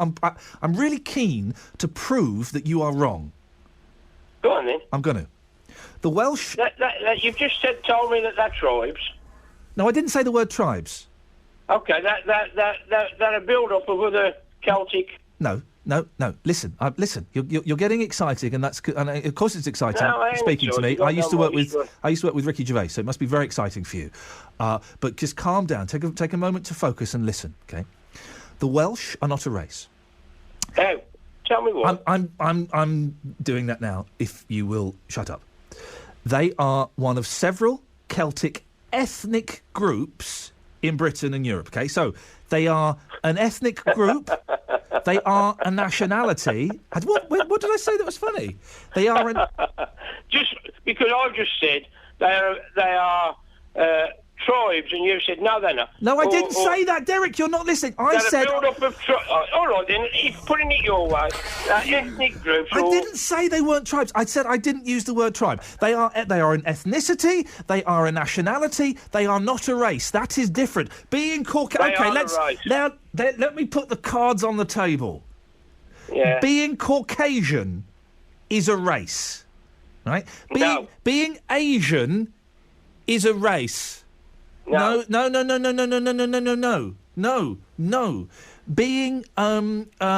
from the... I don't know what you'd call Japan, Korea and China. Would you call that Pan... Well, it's in Asia. No, but it's a sub... Would you call that Pan-Asian? I'm going to call that Pan-Asian. That's a race. So this is... It's your modern version, but as the Welsh go, they are from... you can say an ethnic group. Don't go back to... say... They're from don't go back to Saxons. Celtic tribes. It's Celtic. It's a hard C. Like the Iain and tribes like that, they are the true Britons. Right. Whether you like it or you don't. No, I don't like it because it's incorrect. No, you don't, because you want to make this multicultural Great Britain like a lot of your presenters. I've not spoken about... And we ain't multicultural. I've not spoken about multiculturalism. I'm trying to ask, are the Welsh a race? And I'm telling you they're not. Caucasians are a race. Well, I'm saying they are. Well, you're wrong, though, Derek. And professional history people will tell you they are. What's the history? Right, OK. You wanted to talk about fundamental Muslims. Yes. Fundamental Muslims are fascists. And I'll explain that. What is a fundamental Muslim? Well, he believes in spreading his race through terror. Muslims are not a... Derek, Derek, what? Muslims are not a race. There are not a race of people called the Muslims. No, it's a religion. Correct, thank you. Yes. Right. But that's still there. Fundamental Muslims... Hitler, if you compare them with Hitler believed in the Aryan race. Right. The fundamentalists believed in their religion. Right. To live by that code, which is to put other people down and to live mandatory at their code. Okay. So fundamental Muslims are fascists. There's no difference. And what I don't like about presenters and all that, and you've had that woman on, I don't know whether she's from Birmingham Labour Party. You're quite correct. Shabana we spoke to, yes. Yeah, they treat them. They're treating these, because they're a different colour scheme, people are... I don't care whether they brand me a racist or not. I ain't really bothered. But as far as that's concerned, if you have a look at the TV, it's creeping into the TV. What is, very quickly, Derek, what is creeping into the TV? Muslims? Yes. OK, Derek, thank you very much indeed. How dare those Muslims creep into the TV? How dare they? What programme would that be, by the way? I'm trying to think. This Morning? No. Jeremy Kyle? No. EastEnders? No. I can't think of any programme where Muslims have been creeping in. Derek, thank you. Interesting, but significantly wrong on a lot of it. The Welsh are not a race. Caucasians are a race. Black people are a race. Asians are a race. Pan-Asians are a race. So is that 4? Are there any other races? I don't think so. I think that's it, isn't it? I think. And the Welsh are an ethnicity within a race. Hispanic, is that a race? I don't know. They sit on the edge. The Hispanics sit on the edge. Not because we don't like them, because we don't know. 03453 009956. Let's who. Oh, Terry, you've been waiting for ages. I do apologise, Terry. What have you got for us? I've just woke up. Good. Me too, mate. Me too. Go on. What have you got? Well, I've just rang in to say. I've been listening to that guy. I mean, I don't really. I'm not intelligent enough. I call a spade. I'm right down on the ground. And I'm very proud of being English. The reason I'm proud of being English, my great-granddad walked from Wales when they should all the coal mines down, so obviously I'm part Welsh as well. Yeah. And I'm very proud of it. I'm very proud of the Scots and the Irish, and I think the reason I'm proud of English is because we're all part of Great Britain. Right. It's such a tiny little island, and yet our influence has gone around the world like as if we were the size of America. I mean, America now is only like we've done a couple of 100 years ago. Such a little island, but such great power and thrust, that we've got. Of course, I'm proud of it. I'm proud of being English, but I'm more proud of being British, Well, that's interesting, Terry, because there won't be many people, I don't think, who would say they are more proud of being British than they are of being English. Oh, yeah, I've got my underpants of the Union Jack underpants on now. Oh, dear. You know, if you wore a Stars and Stripes underpants in America, that's seen as being derogatory towards the American flag. You're not allowed to wear pants made out of their national flag. Well, I suppose you can understand that from some people's point of view. Yep. But we've all got different points of view. From my point of view. Well, yes, exactly. When my wife bought them out and looked at them, I thought them absolutely great. I'll wear them. Are you wearing them now? Yeah. I've got them on at the moment, actually. You could have a look, but it's on television, isn't it? Yeah, I'm fine. I don't need to have a look, but thank you so much for that. Edgar's in Penn. Morning, Edgar. Morning, Aidan. What pants are you wearing? Normal. OK, normal pants. Good for you, Edgar. What have you got to say today? Yes, well, it's about this racism thing. Yes, we're all a little bit racist, according to one of our callers, and I think that makes sense. Yes, I agree with that. It's something that is inbuilt. But my point is that Britain is very much frightened to address certain issues, because rightly, as you said, the minister had said that they're frightened to be branded as racism. Now listen, if something is right to be to the fore, it doesn't matter what the other side should think. Britain should have a standard to maintain. You're talking about schools and all that to train our children. No, it should be categorically clear to any nation that's coming in, whoever he or she is, to know that the standard should be maintained. And if Britain have to wipe the floor with any ethnicity, race, it should not matter what they think. Now, when you say wipe the floor, I'm assuming you mean, for example, in this case of the Trojan horse schools, that people should not have pussyfooted around because they were Muslims. They should have felt confident enough to just go in there and investigate the claims. Exactly. Yes. And throw what is to be thrown out. Kick it where it needs to be kicked. Oh. Because, my mother used to say, old lady died now some years, if you give an inch, they'll take a yard. All right? And if you start letting down on standard, before you know it, you have nothing left. Edgar, are the Welsh a race? No, it's a culture. Thank you very much.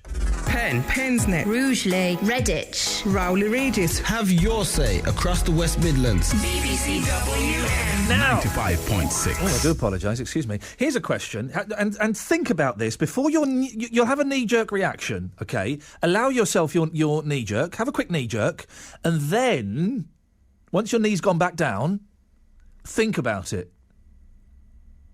I don't want you to call in for 5 minutes, okay? I want you to think. No, I know, it's a risky game to play when you're doing a phone-in show. I don't want you to call in on this thing for the next 5 minutes. I want you to spend 5 minutes listening to me talking to my next guest and thinking about what you're going to say before you say it, okay? Because this is a question that will... Okay, let's just ask it. Do you feel sorry for paedophiles? There's the knee jerk. Put the knee down. Now think about it. Think about it. Okay.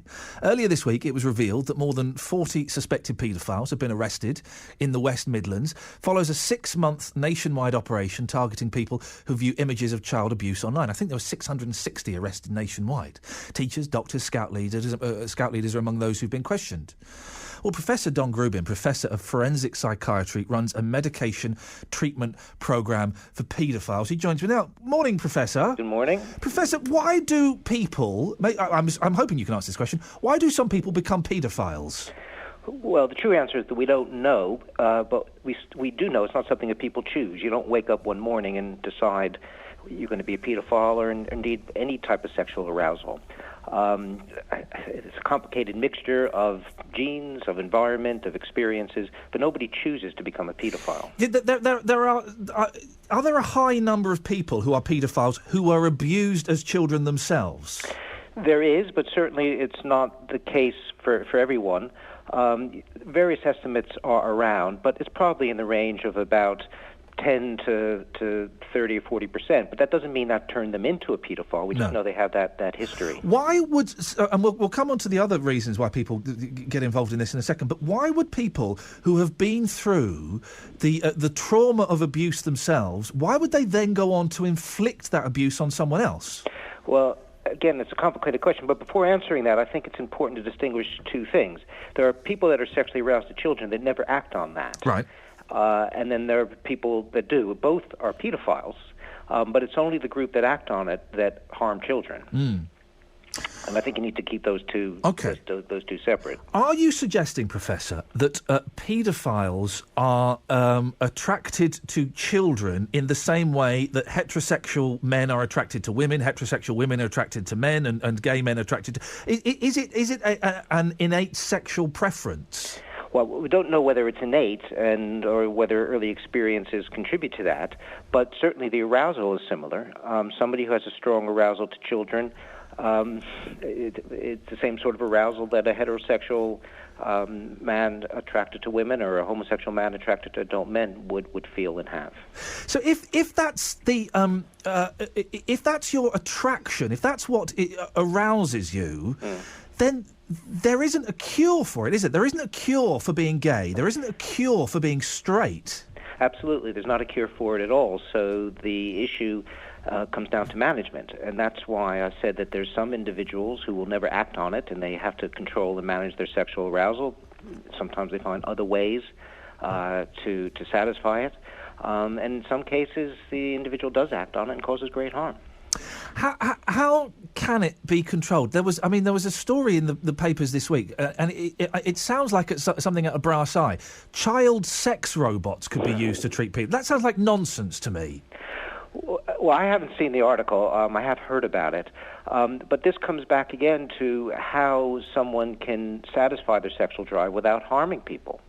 So if these robots achieve that end, then that would seem to be a good thing. The worry is, again, it's not the person's sexual arousal that's the risk or the problem. It's the person who has it. Yeah.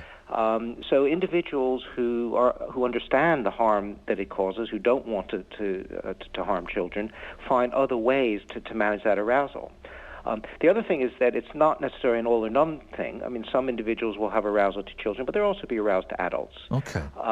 So in those cases, what the aim would be was to enhance or to facilitate the activity with adults and try to diminish the activity toward children. It's those men that have only arousal to kids or very strong arousal to kids that have the real problem. And in some cases, their only choice is to be asexual. Now, you run a medication treatment program for paedophiles. How does that work? Well, the aim of that is, again, to help men control their arousal. So in some cases, it's simply about reducing the intensity of that arousal, which is particularly useful for men who are also aroused to adults and to more normal sexual outlets. So it just helps them to control the arousal to children. But in other cases, where the arousal to children is so strong that they find it difficult to manage that, we give medication that pretty much wipes out sex drive. So, a chemical castration? That's what it's sometimes called, yeah. And so they become asexual. They have no sexual feelings at all? That's right. It's interesting, Professor, you're saying men. Is it always men? No, but the vast majority are men. The problem with women is that they can engage in behaviors that may be sexual but don't look like it to the outside because they're allowed to have much more intimate contact with children. But we know that there are some women that are aroused by children as men are, but they're very much a smaller proportion. Does therapy work? Does counselling work? Do 12-step programs work? Are there ways of dealing with it that isn't chemical? Yes, and the vast majority of treatments are psychological in nature. Sometimes you need medication to assist with that, and I said sometimes the drive is so strong that the psychology is really ineffective. But it's not. The aim isn't to change the arousal because we know that doesn't work. It's to help men control and manage it. Should we feel sorry for paedophiles? Well, again, it depends on the individual. There are some individuals, yes, that they're distressed by their arousal. And, I mean, I don't know whether you're heterosexual or homosexual, but for the moment I'll assume that you're attracted to adult women. What if tomorrow a law was passed that said you weren't allowed to have sex with women? That puts you in a very difficult position. And yes. Pedophiles are very much in the same situation, with the added problem, of course, that if they engage in the sexual behavior, it's causing harm as well. But really, you're asking them to control something that is very powerful. It's a biological drive. Is it an ethical thing? Because in some countries, the age of consent is 13 years old. And so if a grown man was having sex with a 13, 14, 15-year-old girl in that country, that wouldn't be perceived as being wrong. That's right, and indeed in Victoria, England, it was similar. I mean, women were married in their young teens. But that's not really what a paedophile is. When we talk about paedophilia, we're talking about men who are attracted to prepubescent children, and I'm not aware of any culture where that's legal. Professor, a really interesting chat. I appreciate your time this morning. Okay, thank you very much indeed. That's Professor Don Grubin, Professor of Forensic Psychiatry. I found that fascinating. Over to you now. You can call in now. 03453 009956. Do you have any sympathy for paedophiles? If they don't have a choice, if it's like you fancy your wife or you fancy your boyfriend, that's your sexual preference. If it's their sexual preference, if they have no choice, then I guess we have to feel a little bit sorry for them. Not in any way condoning what they do, not in any way condoning, what they get up to. But if they have no choice over those feelings, then do you feel sorry for them on any level whatsoever? It's interesting, isn't it? Excuse me. I've got a frog in my throat today. We often when you hear stories about paedophiles in the papers and things like that, we kind of assume that they have made the choice to live that lifestyle, to follow that sexual path, that they are making a conscious decision to shun conventional sexuality and to have sex with children. But the professor there saying, well, no, actually, that's not the case. A significant number of them, it's just what they are born to be attracted to. It's a simple question, but it's a tough answer, I think. 03453 009956 is the telephone number. You can text 81333, start your text WM, or you can send me an email, ian.lee@bbc.co.uk. Have you got any sympathy towards paedophiles at all? I've got some emails here. Let me catch up on these. David says, I'm so proud of the great things we've achieved in England as regards music, art, science, and as we used to be the workshop of the world, yes, we've done bad things, but so have all other countries. But I would not fly the Union Jack because of its links to Christianity and the Crusades, and George wasn't even English anyway. I'd fly a flag with just the word England on it. England is named after a German tribe that settled here. Oh, blimey, really? David says, Iain, race is a fixed biological category which is inherited from generation to generation. There are 4 races in the world. Caucasoid, Mongoloid, Negroid and Australoid. Australoid? What? Each has several sub-races which are then broken down into ethnicities. Oh, Iain, yes! David, sorry. Iain, I'm sceptical about such things. But last week you dropped to your knees and you prayed to God. I did. I had a fella on the phone trying to talk me into it, and I did. I knelt down and I invited Jesus to live within me. Has your life changed at all since then, says David Fox. Has it changed at all since then? No, I don't think it has. I don't know how long I have to wait for... and I did it legitimately and honestly and open-mindedly, if that's a word. I invited Jesus into my heart. I invited God to, the Spirit of God to take me. And so far, not a lot has happened. I've slept really badly. Is that got anything to do with it? I've got really bad pain in my solar plexus. Is that anything to do with it? I've got really bad pain in my solar plexus. Feels like someone's punched me in the gut. I've had that. Is that anything to do with God? I don't think so. I'm not totally confident that it is. 03453...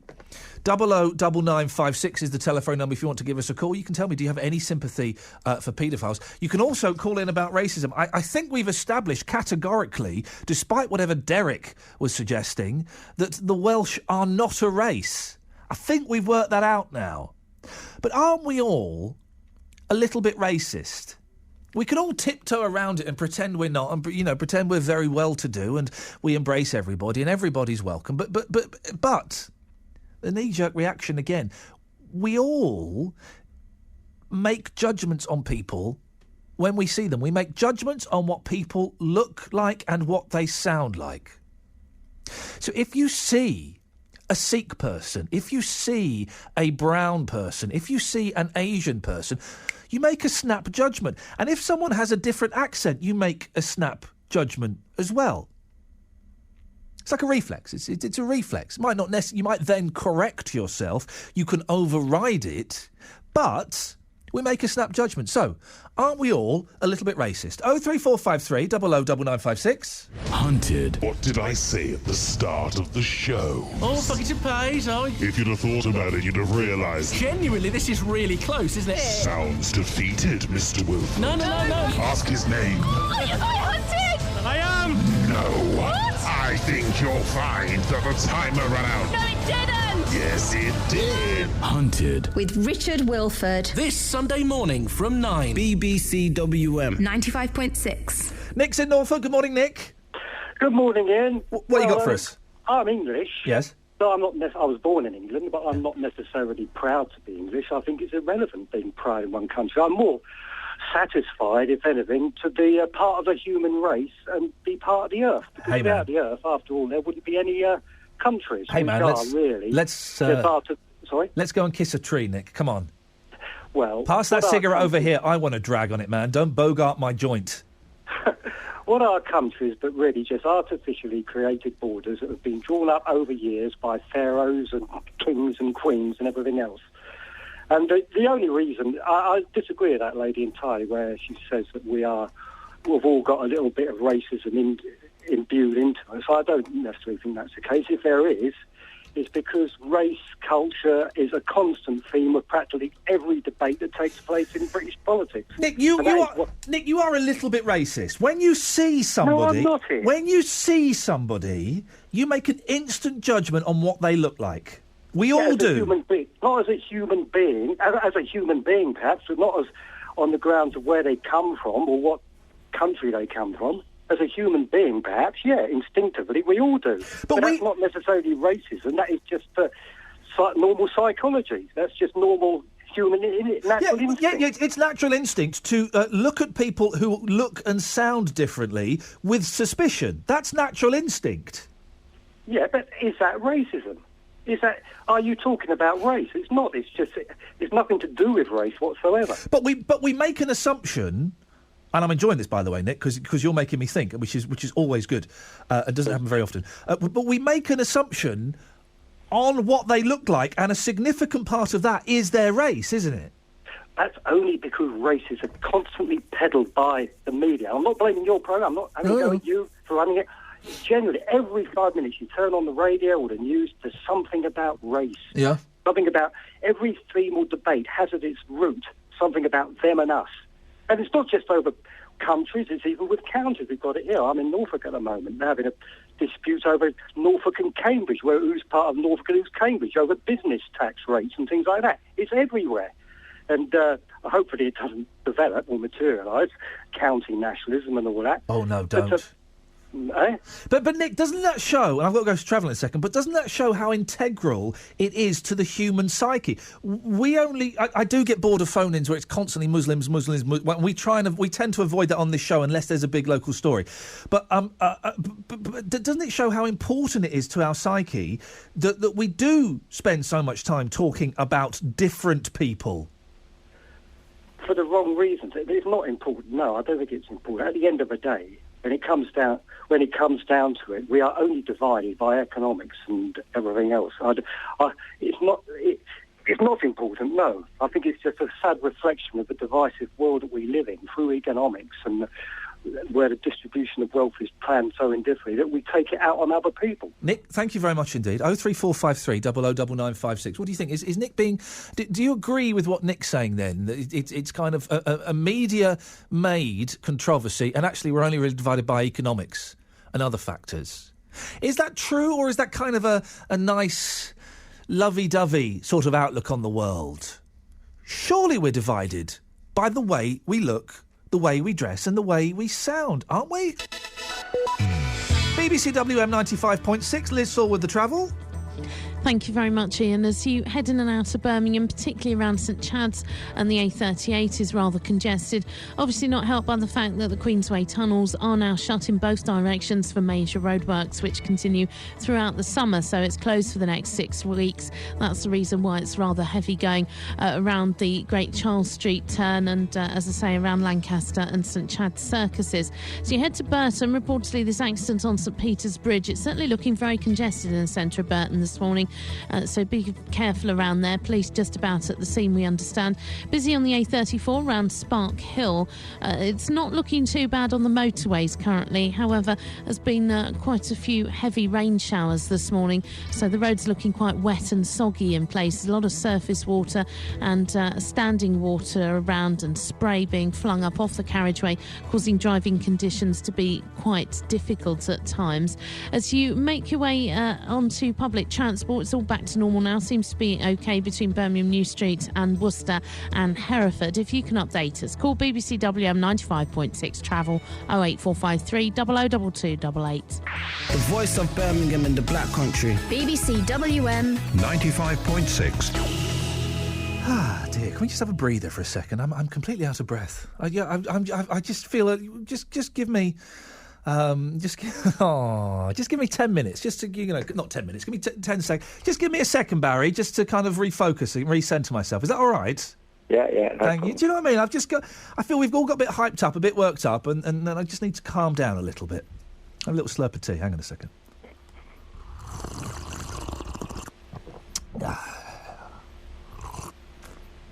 There we go, I'm back. Barry, what have you called in for? That's the best drink in the world, tea. Isn't it? A nice cup of English breakfast tea, or PG Tips, or what happened to the monkeys, the PG Tips monkeys? Why don't we get those guys anymore? I miss those guys. Well, it's all been. It's not bad now, is it? It's all been finished with. There was a lot of complaints about the way the monkeys were treated. What is wrong with dressing a monkey up as a workman and getting him to carry a piano up some stairs? What is wrong with that, for goodness sakes? Well, we are superior to them. They should do our bidding. Well, I think them in Parliament make a good impersonation, don't they? The way they go on about it. You know what I mean? Bit of politics, Barry. What have you got for us? Right, I think, proud to be British, or, well, English rather, I think Shaun the Sheep, The Clangers, Postman Pat, Captain Pugwash, Faggots and Peas, The Carry On Movies, The Life of Brian, The Young Ones, The Goons, Pork Pies and Private Eye. That's what makes you proud? Yeah. I tell you what, I would have been Postman Pat until they've made a Postman Pat movie. Oh, no. No. Postman Pat it goes on the X Factor and he's replaced by hundreds of Postman Pat robots that want to take over the world. No. Look at these things, they've sitcoms or whatever that they've turned into movies, and I don't think I've ever seen one that's any good. The thing is, you mentioned something there, Barry, that I totally disagree with, right? You just mentioned the Carry On films. The most... No, mate, they're rubbish. The most tedious, unfunny, leaden, wooden... Yes, you can have something that's made of lead and indeed wood. Awful, rubbish examples of British... They're not even comedy, they're terrible. That, and Only Fools and Horses, should be wiped from British history. But maybe the plot of the movie, the script writing, whatever... But I think it was the characters like Charles Autry, Kenneth Williams, Peter Butterworth, and I think Frankie Howard, whoever. And that's what made the movie. They were good. They were good comedians. They're great characters you mentioned, but the films are awful. Also, other things that are not funny that everyone goes, they're really funny. Only Fools and Horses is rubbish. And here's something. This is what I'm about to say is considered blasphemy by many people. Fawlty Towers. I'm really sorry. I'm a big fan of Monty Python. I went and saw them last week. I love it. Fawlty Towers is not funny. Mark, I think Drop the Dead Donkey. Yeah. I think that was excellent. Also, Citizen Smith. Power to the People. Wolfie Smith. Yeah, but that doesn't stand the test of time. Listen, Barry, we could go on talking about old programmes all day. We don't need to. But the Fawlty Towers, Only Fools and Horses, and Carry On. Rubbish. Oh, Del Boy, you plonker. All right, Rodney. Yeah, we get the joke, all right? He's a tiny bloke, and the other one's tall and thin. That's the joke, isn't it? No, it's not because they've been on so much. They're awful programmes. And as soon as we start to realise that, the world will be a much better place. 03453 009956. Now, can you do too much for your kids? Your kids, are they in ballet classes and karate classes and football classes and chess clubs and all of those things? Shouldn't we just let them be kids? Oh, tomorrow night a programme on Channel 4 will follow a group of so-called child geniuses. One girl, Elia Garfield, her parents have devised special routines to boost her brain. The 10-year-old follows a study and exercise programme fuelled by a special diet. Oh! Obviously, this is slightly extreme, but how pushy should parents be? Do you push your children? Writer, broadcaster, and indeed mum, Katie Hopkins, joins me on the line. Now, Katie, I'm imagining your children are constantly in various different clubs and eating special diets and things, are they? Not special diets, I don't think. That would be terrible. But it's funny, I asked my husband, I said, I'm doing a thing on the radio later, pushy parents. I said, I'm not really pushy. And my husband said, yes, you are. You are pushy. Oh. So I got told. In what way does he think you're pushy? Yes, well, he says I'm pushy in the sense that I'm on my children to do their homework. So we do have a routine. So they'll come home from school, they go upstairs to their bedroom and they get changed into their old clothes because they have a uniform at school. Right. And then they come downstairs, they get their homework, they do their homework, then we have their tea, and then they go back, finish their homework, and then they have music practice. So I suppose you could say that's quite pushy. But I think on the whole, I'm just keen that my children get their schoolwork done, that they get their music done, and that they are disciplined in some way to do that, because I think that's really important. And I think it's far better to have parents that are interested in their children doing that than parents that don't give a damn. I definitely agree with that, Katie, because you do hear stories of parents who don't even ask their kids what they did at school that day. Yes, and I do understand that frustration. I mean, you ask your kid what they did at school that day, you get, well, nothing. How was your school today? Oh, okay. Yeah. I mean, you do get that. I do understand. Like a mum will go, well, I'm fed up with asking that. But what I did see at school we used to go to is that some parents really couldn't give a damn. So they turned up late, they didn't have the right stuff, they never did any home learning, they were barely there to pick their kid up in the afternoon. The kid went home, it's got got a PlayStation, it's got a TV in its bedroom, and it's got a computer, and that was pretty much the end of the parents' involvement with that kid. So I saw that side, and that's not a great side, but I think this pushy parent thing, the article I've read about this programme, I mean, it is extreme. It's extreme, and what I find about these pushy parents is I don't like them. I don't like the children that they bring up, and what you'll always hear is, oh, the child was bullied. And you know what? That's because that child was never likeable. And I think that's one of the problems with these types of children and these types of parents is they forget that children do need to hang out with their mates and be likeable. And you'll hear very often these types of children end up being homeschooled, the very worst type of child in my opinion. I think we've booked the wrong Katie Hopkins, because I'm agreeing with what you're saying. This is unprecedented. Well, it's one of these things on Twitter, and it's something people take the mick out of, is I hate the woman, but... I hate the woman, but I really agree with her. Is it okay if I really agree with Katie Hopkins? You get some real abuse. I've seen the abuse you get. I thought I got abuse, but boy, oh boy, you get some really good stuff on there, don't you? I do, but I welcome it. You know, I think it's really... I don't want to go off subject, which we slightly are. No, we don't matter. We can go on a tangent for a bit. Go on. I feel that, like, for example, today, you know, I'm having my say, and I'm being quite blunt about a lot of things. I say exactly what comes into my head, much to my detriment sometimes. But then I kind of welcome the fact that people can go on Twitter and say, you know, what they like, really. I hope you die. You know, I hope you die in a car crash, that sort of thing. People do say that stuff. And I kind of think, well, I had my say, you're having yours. And maybe you don't have the vocabulary to come up with something witty, and maybe the best you can do is you look like a horse. Well, that's okay. I'm okay with that. I like horses. Right. Yes. Horses are great. Where would we be without horses? And there's a truth in it. You know what? I do look quite horsey. Yes, I have got a big nose, so you can't say they're lying because they're not. So I kind of welcome this Twitter thing. I would never complain about it. I'm totally sending you abuse straight after this.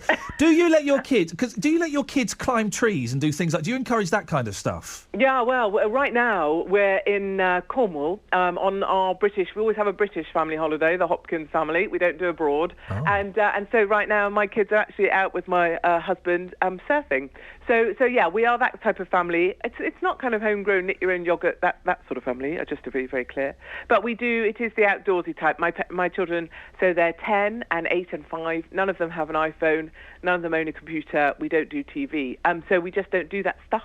And we try and just be a bit more outdoors than, I guess, your average kid. But I do see it's really important, and I really encourage my children, you know, to be friends and have friends and be good friends. And we have friends around to play, and we go to people's houses if I like them, obviously. I'm glad you don't. We kind of really restrict what the kids watch on TV. But I spoke to a mum a while ago whose 2-year-old has a TV in their bedroom, and she falls asleep watching DVDs. That's how she gets them to sleep. That's awful. And you see it. I mean, you see these companies. You know, I suppose I look at it from a company perspective, from a product perspective.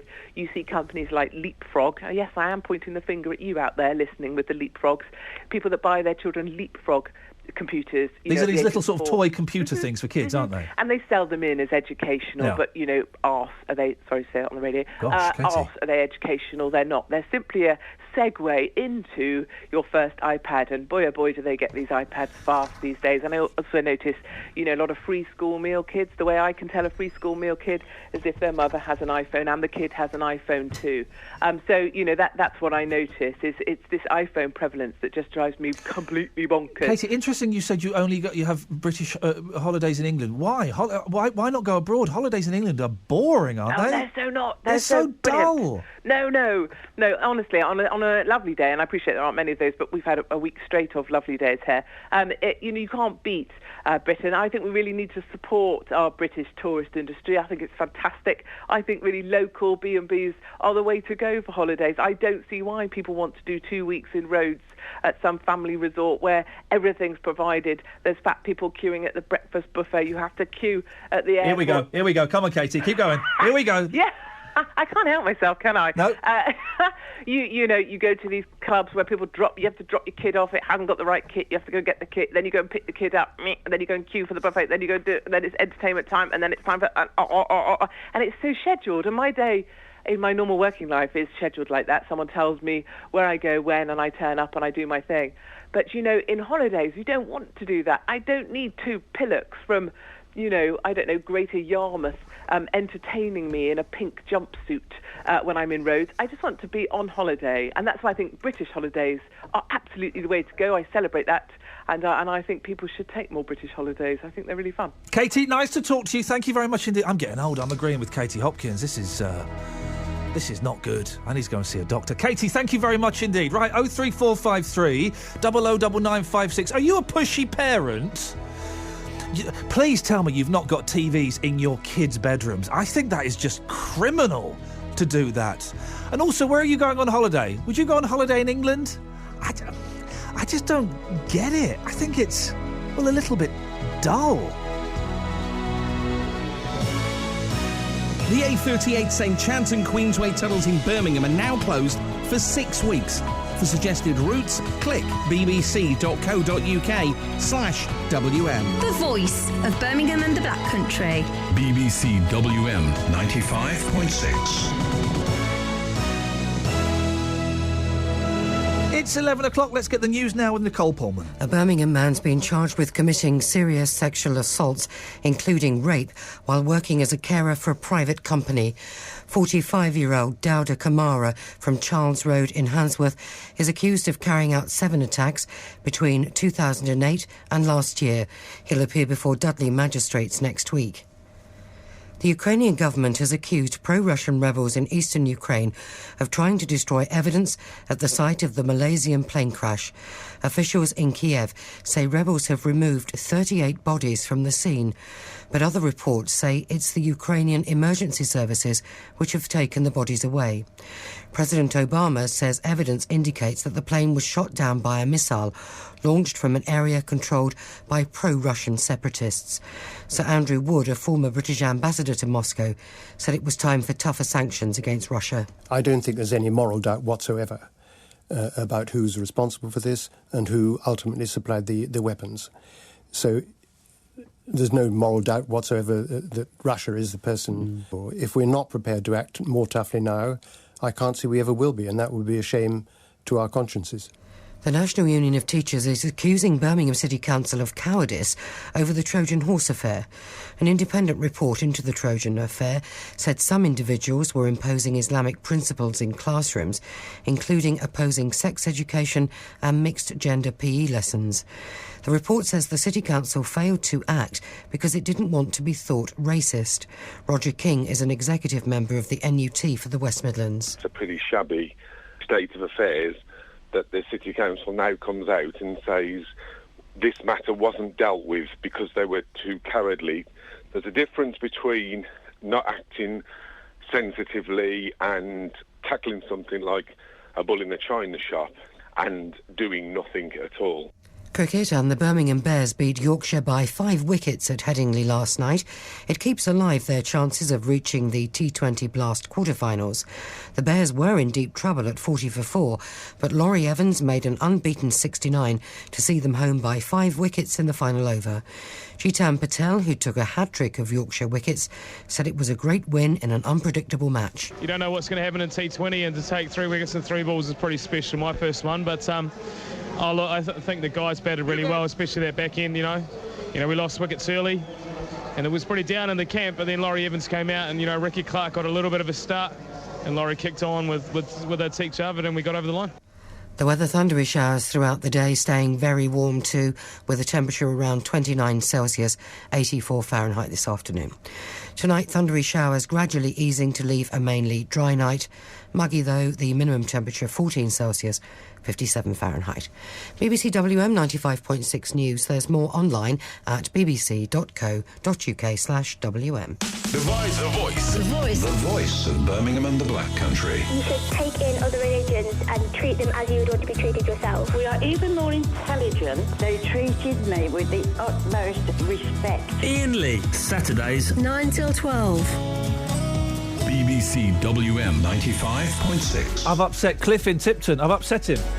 He sent me an email. It's a long one. Primarily because I slagged off... he says he can't ring. Primarily because I've slagged off 40 Towers and Carry On films. Come on, guys. No one finds a Carry On film funny. And 40 Towers, all it is John Cleese shouting. All it is John Cleese shouting. Oh, yeah, funny. But Fools and Horses, right, so what's funny in Fools and Horses? There's the bit where that man falls through the bar, and there's the bit where that chandelier falls down. The chandelier falling down is signposted 20 minutes before it happens. You know it's going to happen. Boring. Here's something. Is there something that you don't get, like Emperor's New Clothes, something you don't get that everybody else just raves about? Oh, you've got to find 40 Towers funny. You don't have to find it funny. It's rubbish. There's nothing funny in it at all. There's nothing funny in it at all. Here's something. U2 aren't good, are they? Are they? I was at a gig, right? I went to see Cat Stevens, big Cat Stevens fan. His first gig he'd done in years. And there was some African fella on before, like the support act, and he was rubbish. And fair play, he was rubbish, right?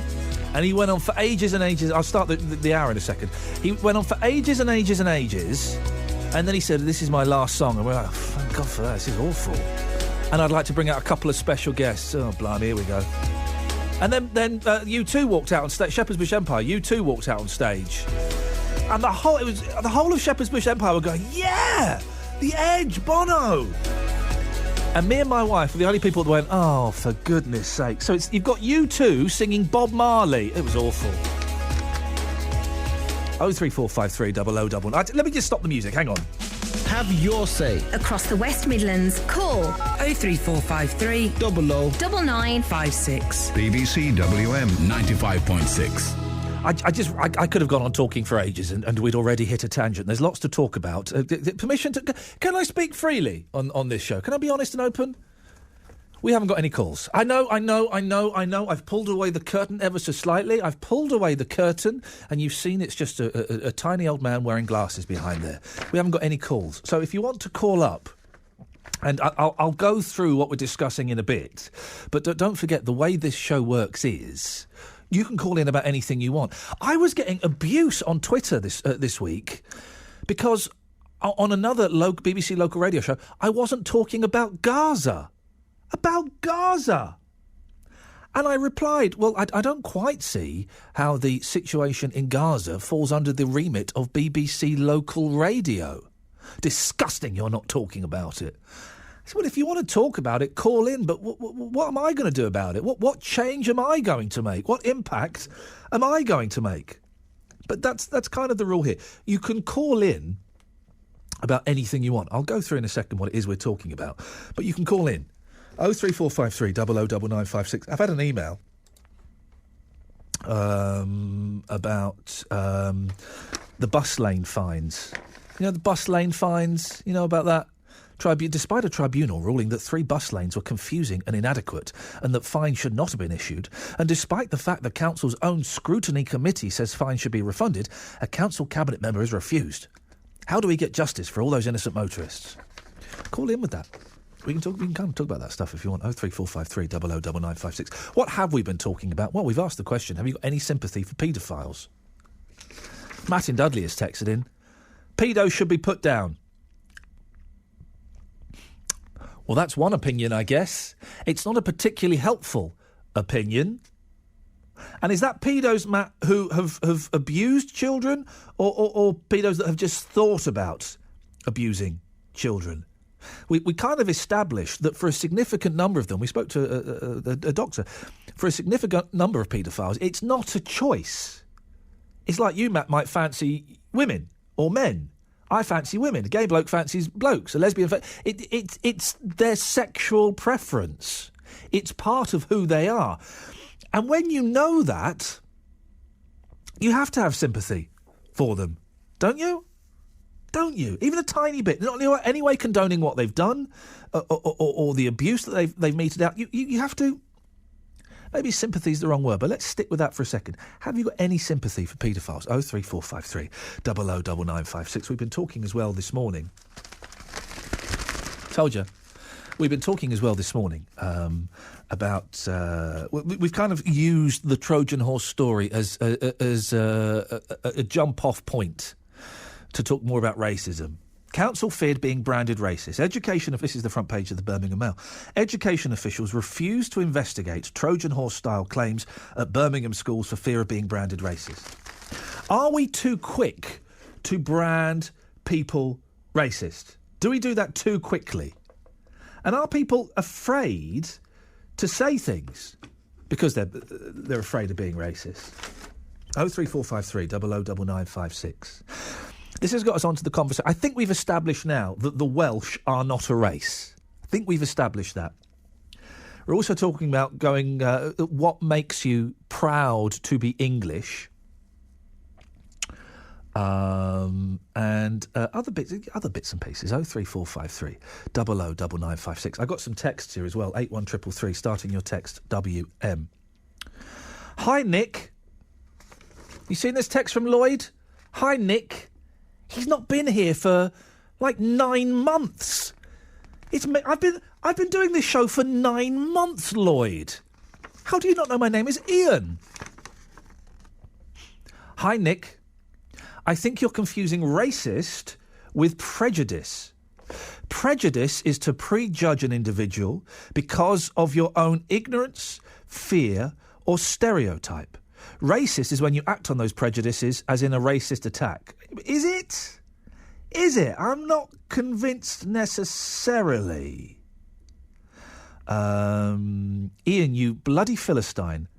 How dare you say that Carry On films are not funny? Carry On Abroad was hilarious. Jay, it wasn't, mate. It wasn't. Carry On films are as dull as.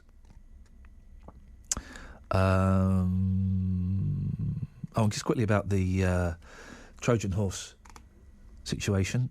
Steve says, to think that the Birmingham County Council openly admitted that challenging wrongdoings in our schools would make them cower under the brand of racism is beyond belief and demonstrates the spineless leadership we suffer from every department of the council under Mr. Ings administration. Steve, I see what you did there. Excellent stuff. Akka. Yes, mate. Good morning, Akka. You're in Walsall. What would you like to say? Yeah, good morning. I'm listening quite carefully to... Well, I was listening quite carefully to your mention on paedophilia. Yes. And as to whether we should feel sorry for them. Yeah. No, in a nutshell, we shouldn't. It's completely wrong on all levels. And I think you're giving them a platform. And I think, to actually make people feel sorry for them, I think that's wrong. By even mentioning it on the show. We're mentioning paedophilia? Well, that we should feel sorry for them. Why should we feel sorry for them? It's completely wrong. They're children, for God's sake. I've not said we should feel sorry for them. I'm asking the question: do you feel sorry for paedophiles? Why does that question offend you so much? It offends me because it's like I said, it's wrong on some. They're children we're dealing with. They're not adults. And no, I don't agree with the doctor that you had on, because obviously he needs the work. So he's gonna come out with all these quotes and saying that it's biological. It's not biological. It can't be biological. What research have you done to get to that conclusion, Akka? Forget about the research. You look at the passage of time. You look at anything. It's immoral. Well, listen. Whether I agree with you, sexual abuse of children is disgusting. But just Professor Don Grubin, who's a professor of forensic psychiatry, I'd imagine he's done lots of studies into it. You're saying that what he was saying was incorrect. I just wondered what your research was. It doesn't matter. I haven't got any research. I'm looking at it from. So how do you know that what he was saying is wrong? Okay, because he can have as many letters after his name as he wants to. But it's not about the letters after his name. Any decent human being knows that it's wrong. It's immoral, and I wouldn't say put them down, but you look at it this way: if you let paedophiles run riot in this country, like these stars, like Gary Glitter. Okay. Well, no one is. I don't know what you've been listening to, Akka. No one is condoning paedophiles running riot in this country. My God, what a horrific image. What I'm trying to say to you is this: that you've asked the question: should we feel sorry for paedophiles? Right? Yeah. Now, Joe Public, can read that in many ways. Right? They can say, well, look, it gets them thinking. Yeah, exactly. Heavens forfend, we get people thinking, Akka. That would be awful. Well, no, what I'm trying to say, it gets them thinking, well, should we? Shouldn't we? Whereas at this moment in time, as far as I'm concerned, as far as many people are concerned, no, it's wrong. It's completely wrong. The professor wasn't in any way condoning paedophiles. He was doing his best to stop paedophiles acting out sexually with children. That's got to be applauded, hasn't it? By giving them excuses, by giving them an excuse, it's biological. Men fancy women. Men fancy men. It's the way things are. It's the way that they are biologically. He's giving them an excuse. No, he's not giving them an excuse, Aka. He's trying to understand them so he can stop them committing their crimes. I don't see how anyone could be critical of that. There's no way he's going to stop people like that doing what they do, because he stops people.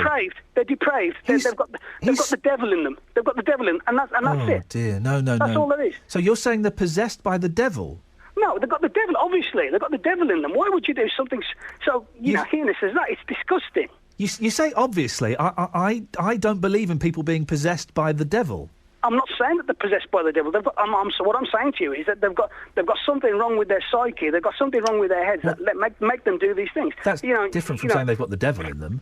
Well, it's an expression. It's an expression that I've used. Okay, but I don't understand. I don't understand how anybody could have a problem with the professor who is trying to understand paedophiles so that he can work up a treatment programme that will stop them abusing children. He's one of the good guys. Understand them? Why should we have to understand them? So we can stop them abusing children.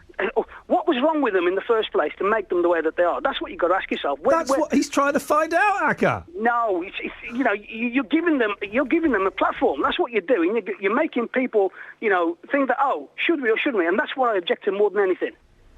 Should we feel sorry for, shouldn't we? And that's what I object to more strongly than ever. More strongly than ever. I think it's wrong. So, Aka, just in conclusion, can I ask you, do you feel sorry for paedophiles? What do you reckon? No, I don't. No, I don't at all. Thank you very much indeed. 03453 009956 is the telephone number. We'll go to travel in a second. Bear with me for a second, Liz. It's interesting what Aka was saying there. Now, if anybody has interpreted the interview with the professor and my talking at the top of the hour as in any way condoning paedophilia, then you've not heard. Of course I don't. Of course I don't. Horrific. I've got 2 little boys. Oh, the thought. Awful. But how can anyone criticise Professor Don Grubin, who was on about half an hour ago, Professor of Forensic Psychiatry, how can anyone criticise him for trying to understand why paedophiles do what they do so that he can then work up a treatment programme to stop them doing it? Surely people like him need to be applauded, don't they? 03453 009956. BBC WM 95.6. Let's get the travel with Liz. Sorry for being a bit late, Liz. Iain, thank you. The M5 is looking rather heavy going, though, in the roadworks all the way through between 4A and 6 in both directions. The M42 to the Worcester exits.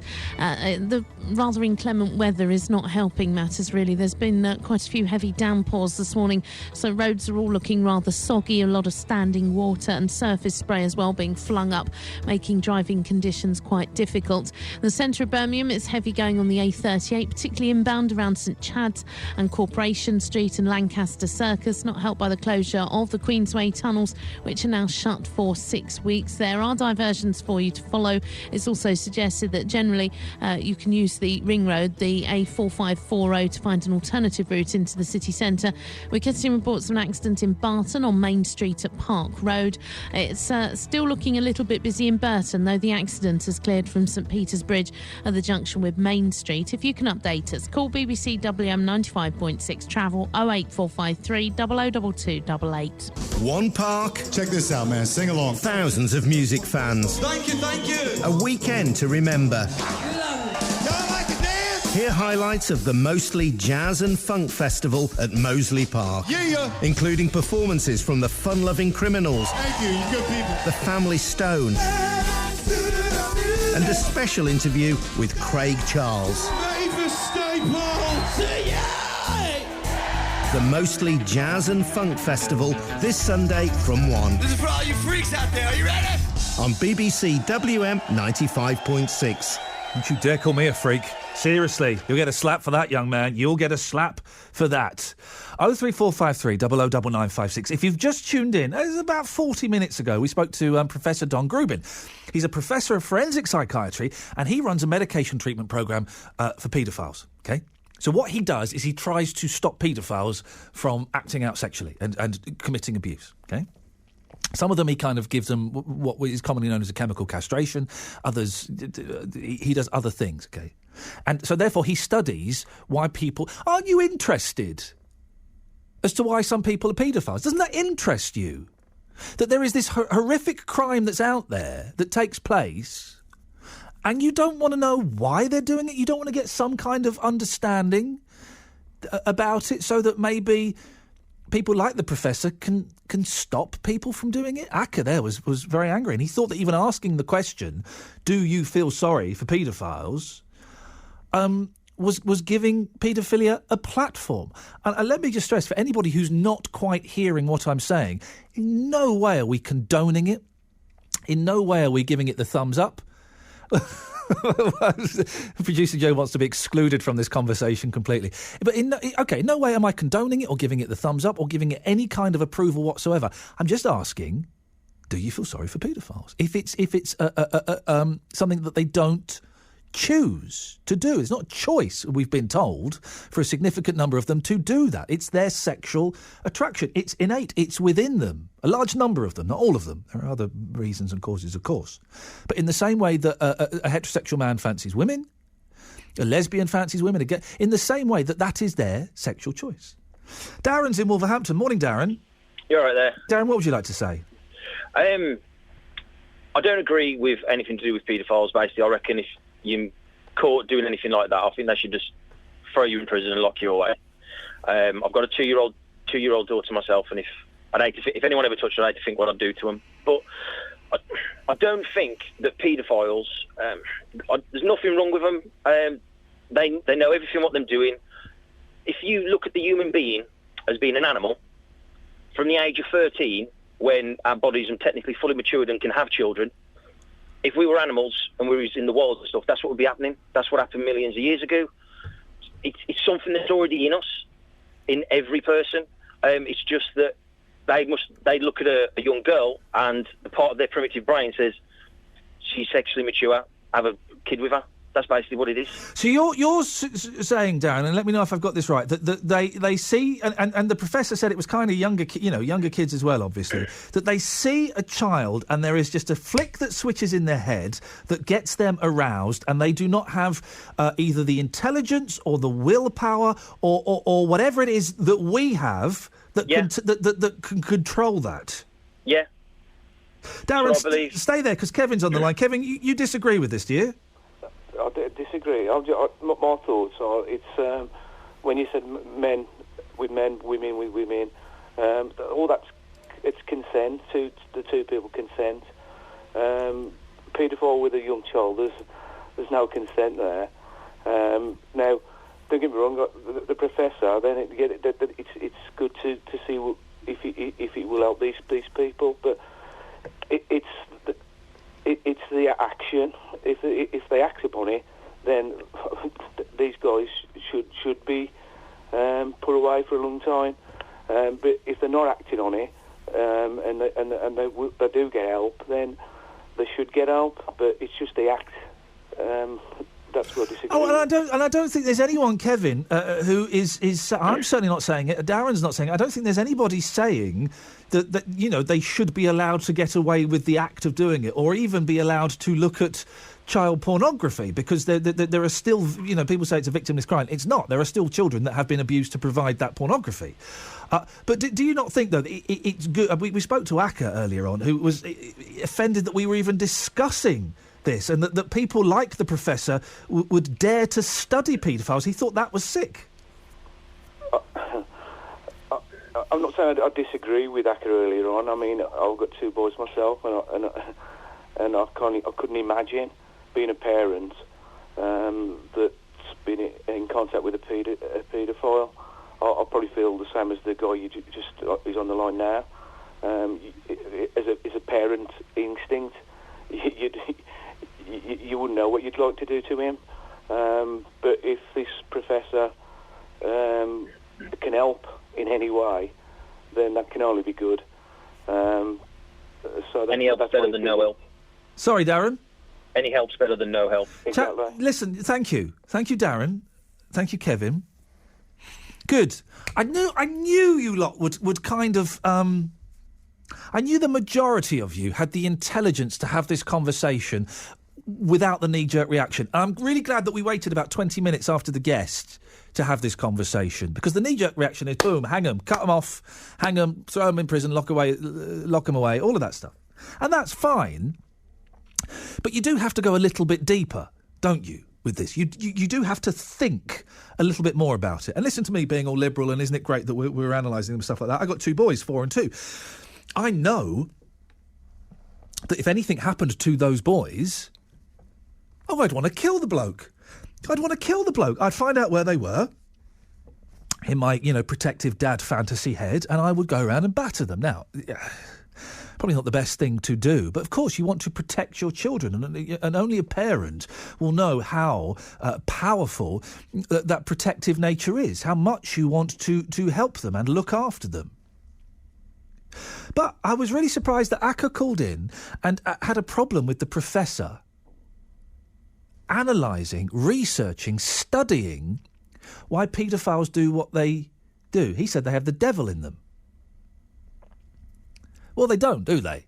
There is a psychological, physical reason why they do what they do. And it's only through analysing that, tracing it back, seeing, 15% of paedophiles were abused themselves. OK, well, that's interesting. What can we do with that? This number of paedophiles have no history of abuse. OK, well, what can we do with it? It's only through analysing them and studying them that you can kind of work out a way of treating them. Why should we treat them? Why should we do anything for them apart from locking them up? Well, it protects children. That's why it protects children. OK, I'm going to say something that might annoy and upset some of you. It's a question, it's not a statement. Bear that in mind. Don't you think that paedophiles go through some inner turmoil themselves? Question mark. I'm not saying it is a statement. Putting it out there as a question. Don't you think paedophiles suffer some inner torment themselves? Question mark. Now, I know that the majority of you, those last 2 calls prove it, the majority of you are intelligent enough to have that conversation with me. 03453 00 9956 is the telephone number. Matt's in Dudley. Morning, Matt. Morning, Ian. How are you? Yeah, I'm OK, thank you, Matt. What would you like to say? Well, basically, I don't think that they can be cured. I agree with what the professor said, and he just proves the point. It's kind of genetic, the same as heterosexual. What you've already said, men, straight men, gay men, straight women, gay women. It's a sexual preference for a significant number of them. That's correct. But it's something I don't think that can be cured. So I think they need to be taken out of society quickly and efficiently, and basically put down. Oh gosh! So you're not just locking them up; you're killing them. Well, yes. I mean, see, prisoners, they can be rehabilitated. If you've got a thief, there might be an underlying reason, maybe he's a drug addict, so he can be given therapy for that, and then let back out on the streets and hopefully rehabilitated. Yeah. I don't think that paedophiles can be, from what the professor said, chemical castration, this, that and the other. No matter how long you have them in jail for, when they come out, they will represent a significant risk to the children. I don't think we can afford to put children in risk. What about, the professor mentioned that he does perform what we kind of lazily class as chemical castration, and that makes them asexual, so they have no sexual feelings at all. What about those people? We don't need to kill them, do we?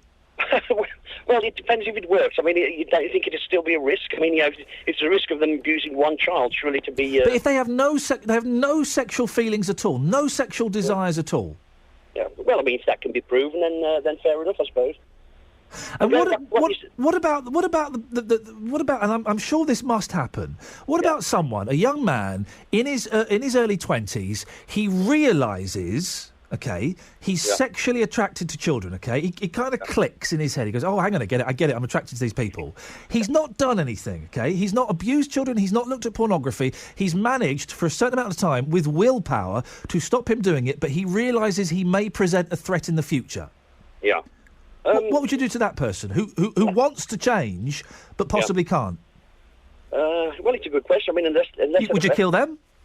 Well, it depends if they... No, I suppose not. I mean, it's only once they've offended. I mean, would he come out and tell someone, wow, I feel really guilty about it, I'm attracted to young children or babies? Do you know... I don't think you'd find somebody coming out and saying that. Do you know, I do think a very tiny number of people do. You know, it's a very small percentage. So, yes, I think a small number of people do, from conversations I've had. But...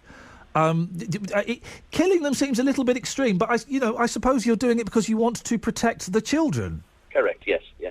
I mean, if there's some kind of ultra-secure facility that could be put in and life would mean life, then that would be an alternative. Just if there's any risk whatsoever to children, I mean, I'm a father myself, and as you said, if anything happened to my daughter, I'd want to go and kill him, whether or not I would or get the chance. Yeah. It'd be counterproductive because I'd end up in jail and that would ruin her life. Oh, we've all kind of, and I don't. Am I alone here? We've all kind of had the thought of what if something like that happened? What would we do as a dad? Haven't we? Yes. Yeah. Matt, okay, thank you very much. I don't agree with the death penalty, you see. Oh, cards on the table. BBC presenter expressing an opinion. No, we won't have that. No. He won't be back next week. I don't agree with the death penalty. And I again, saying that because it's not happened to my family. If it happened to my boys, then who knows what I'd say. You know, I guess it would be a bigger man than me that would say, you know, that will be able to say, I don't think they should be killed. I think they should go into treatment. What do you think? Do you feel sorry for paedophiles? 03453 009956. And a question, not a statement. Don't you think they suffer some kind of inner torment as well? Question mark. I have to emphasise that because there will be people who are only half listening. They're kind of talking to someone in the car or they're cooking lunch or whatever. Who maybe think that I'm expressing that as a statement of fact, as the opinion of the BBC, as the opinion of me. Not in the slightest. Not in the slightest. I'm asking the question. And you lot are good. We're getting there. I think we're establishing quite a good relationship where I can ask questions and you respond in an intelligent way. We get a couple of knee-jerk calls. That's all right. That's all right. As a listener to radio, I quite like the knee-jerk calls. The hang 'em and flog 'em brigade, send them all back. Send them to the Isle of Wight. I quite like those calls. Once in a while. A whole show of it would be dull. I prefer the calls where you're calling up and you're going with me on this little journey and we are learning and establishing things together. 03453 009956. Steve's not called in about this. Steve, what have you called in about? Hello there. Good morning to you. I think I might be a little bit off topic now. Earlier in the programme, you were talking regarding England and what have you. And oh, yes. Something I picked up on, and I don't know whether somebody else might have mentioned this, regarding you can't legislate against racism. I think you were talking about something about what's in people's minds and that. And all the legislation against racism, they can change the law, you can't do this, you can't do that, and everything else. But you can't change what's in people's minds. No. And I sort of picked up on that. I think it was a lady that rang in and said there's virtually the same sort of thing. And I'm not saying this. There is a lot of people feel against, shall we say, the Scots, the Welsh, or whatever country. But you can't change what they have in their minds. No. And I think that's basically what I'm trying to say. And also... Sorry. Look, I was just going to say, Steve, you mentioned that the Scots and the Welsh, OK? Now, we all make kind of light-hearted jokes about the Scots and the Welsh, OK? Some people take it a little bit further than others, but we all say, oh, the Scotch, they're half tight, aren't they? Aren't they miserable? And we all do, you know, I do an Andy Murray impression of him as a very dour and miserable man. Now... He is? Well, he is. And a lot of Scots are. If I was to do that about a Pakistani...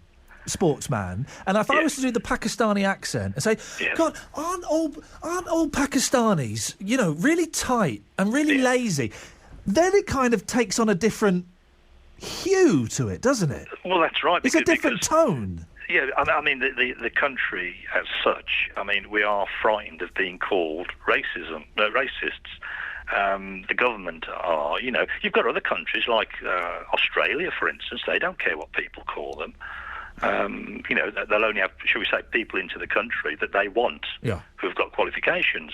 For whatever reason, we've opened the doors. I think it's too late now. It's no good closing the door now. The damage has been done. But all I wanted to say really was that about you can't you can legislate against it, but you can't change what's in people's minds. Here's something. There was a story in the paper yesterday, I think, right? I don't know where it was. Somewhere in England. There was a fete. There was a village fete, a town fete. This is great, right? I should have thought of this earlier. And two pub landlords, two big burly blokes, they dressed as Venus and Serena Williams. Two big white blokes. They blacked up. I mean, the costumes weren't great. The joke was it was two big burly blokes in women's tennis gear wearing an afro wig. One had dreadlocks, and they blacked up. Is that racist? No. I don't think it is. I don't think it's racist. And I've thought about this long and hard, right? I don't have a problem with white people blacking up as long as the intent is good, as long as the intent is not to be derogatory or offensive to black people. I think a white person, I mean, I would think very carefully before doing it, but I think a white person blacking up to portray themselves as a black person, as long as it's not done with a nasty intent, I don't think that's racist. I think that's all right, and I think that's fine, isn't it? Yeah. Is it? I mean, a few years ago, you used to have the black and white minstrel show. Well, yeah, that was rubbish. Oh, yes, it was rubbish, but they used to black up, didn't they? Steve, listen, thank you very much indeed. Producer Joe's pulling a face, which makes me think she disagrees. The black and white minstrel show, I think, is slightly different, because black and white minstrels, if you follow the history of that back, that does come from a racist tradition, where black people weren't allowed to perform. But, hey, we quite like their music. So we blacked up and we did it ourselves in a really horrible, white, toned-down way. Okay, so that's a slightly different thing. White people blacking up, you don't agree with it. You think it sounds a little bit dodgy, Producer Joe? You're doing it for laughs, she's saying in my ear. It depends where the laugh is coming from. How about... OK, so these are two pub landlords. OK, well, let me give you another example. OK, so these are two pub landlords who blacked up as Venus and Serena Williams. I remember 6 years ago, Ant and Dec blacking up. Does that make it different? Ant and Dec, you know, they used to do that thing where they would go in disguise and they would trick a celebrity. Do they still do it? Do they? Okay, well, does that make a difference? Ant and Dec blacking up. Okay. Producer Joe is telling me that's a disguise. They want to make sure they didn't look like themselves. But I don't see... So it's OK for two pint-sized millionaires to black up, but it's not OK for two pub landlords. 03453 009956 is the telephone number. You can't keep speaking in my ear. I know you don't agree with me, and that's fine. I'm not completely sure how I feel on this. I think I'm sure, because I've thought about this long and hard. OK? I think it's all right, as long as the intent is good, to black up if you're a white person. I think so. 03453 009956. And again, it's that other thing, isn't it? It's that white middle class thing of going, oh no, you can't do that. Oh no, that is out of order. That is so racist. Is it that? And I'm not accusing you of that at all, Joe. I'm just kind of thinking out loud. 03453 009956. This is why I love doing this show so much.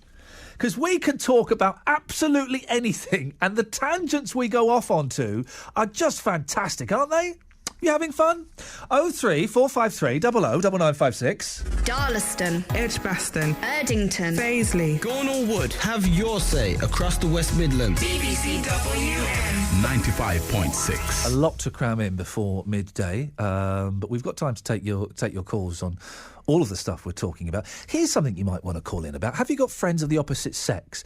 Can men and women really be friends? Like friends? Is there always going to be some kind of sexual undertone to the relationship? 25 years since the film When Harry Met Sally was... 25 years, man, I'm old. And there's a bit in the film, isn't there, where Harry says that no man can be friends with a woman he finds attractive. Is he right? We can speak to Rick Norris, psychologist and author. Morning, Rick. Good morning, Ian. Is he right? Can men and women be friends? Well, I think there's a clue in what he actually said. If they find them physically attractive, that's the difficulty. I think where men in particular are drawn to women because of their physical attraction, inevitably it makes it a little bit more difficult just to keep it on a platonic level. So you can be attractive with an ugly... you can be friends with an ugly person of the opposite sex? It's much easier to keep it on a platonic level if you simply don't fancy them, to put it in that parlance. But it does become more difficult to keep it on a platonic level. And one might argue, well, why would you want to? if you both like them as a person and you find them physically attractive, it's not a bad start for a relationship. But if you're already involved in a relationship, then it can get awkward, can't it? And it seems sad that we would exclude someone from our circle of friends just because we think they look hot. Because we're intelligent, we can get over that, can't we? Well, it requires a certain discipline. There's no question about that. If we're already involved in another relationship and we want to be friendly with somebody that we find physically attractive and we like, then we have to be very careful to make sure we know where the boundaries are, because otherwise, before we know it, because we've got such innate strong urges and desires, it is quite difficult. So it's not impossible by any means, but it can be quite challenging. What about so then when wives or husbands are suspicious of their partner, going, oh, you're working with that bloke Steve? One husband says to his wife, he's really good looking. Oh, there's nothing going on. Oh, I don't fancy him. Is the partner right to be suspicious? Well, it depends on what sort of behaviours they've picked up, especially if they've, if somebody is spending a particularly high amount of time with somebody, then it would make you start to wonder why. Again, we tend to have our closest friends tend to be of the same gender. So the people who we spend a lot of time with, perhaps because we have shared interests, we have shared values, so we have lots of things in common, tend to be people of the same sex. And it just simply becomes more difficult for partners, understandably, if the person that they're in a relationship with wants to spend a lot of time with somebody of the opposite sex. It's a really tricky one. What about if you're working with someone who's really fit? Now, that's a really good point, Ian, because what we do know is that certainly it's a relatively recent phenomenon to see the number of young women who remain in the workplace after having children.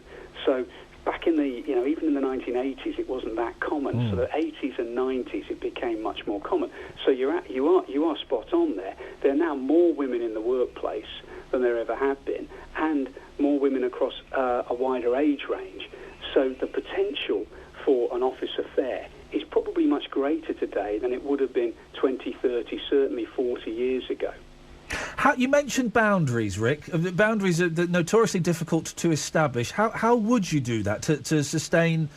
You could be completely in love with your husband or your wife, and you've got a friend of the opposite sex who's good looking, but you don't want to lose that friendship. How do you set up boundaries? Well, I think it's really important, first of all, to think about what it is you really like about the person that you're in a relationship with, what you value and what you would hate to lose. So if one's really clear about that, then it makes it, and you understand the consequences, because we all have choices in life, but we understand the consequences of the choice we make, then this is where the power of negative thought, I spend a huge amount of time telling people about the power of positive thought, but the power of negative thought can be quite useful here. Oh. Think about the consequences, the negative consequences, if you stray over the boundary of that platonic relationship becoming a sexual relationship. Have you got? I don't know if you're straight or gay, Rick. I don't need to know. But have you got any? Do you have any friends that you may potentially be attracted to? Well, I will share something with you, Ian. I've always maintained very good relationships with ex-girlfriends, and it has sometimes been a bit of a challenge. My current partner is very patient, actually, and trusts me. But sometimes it's easier to have a friendship with somebody whom you have had a relationship with.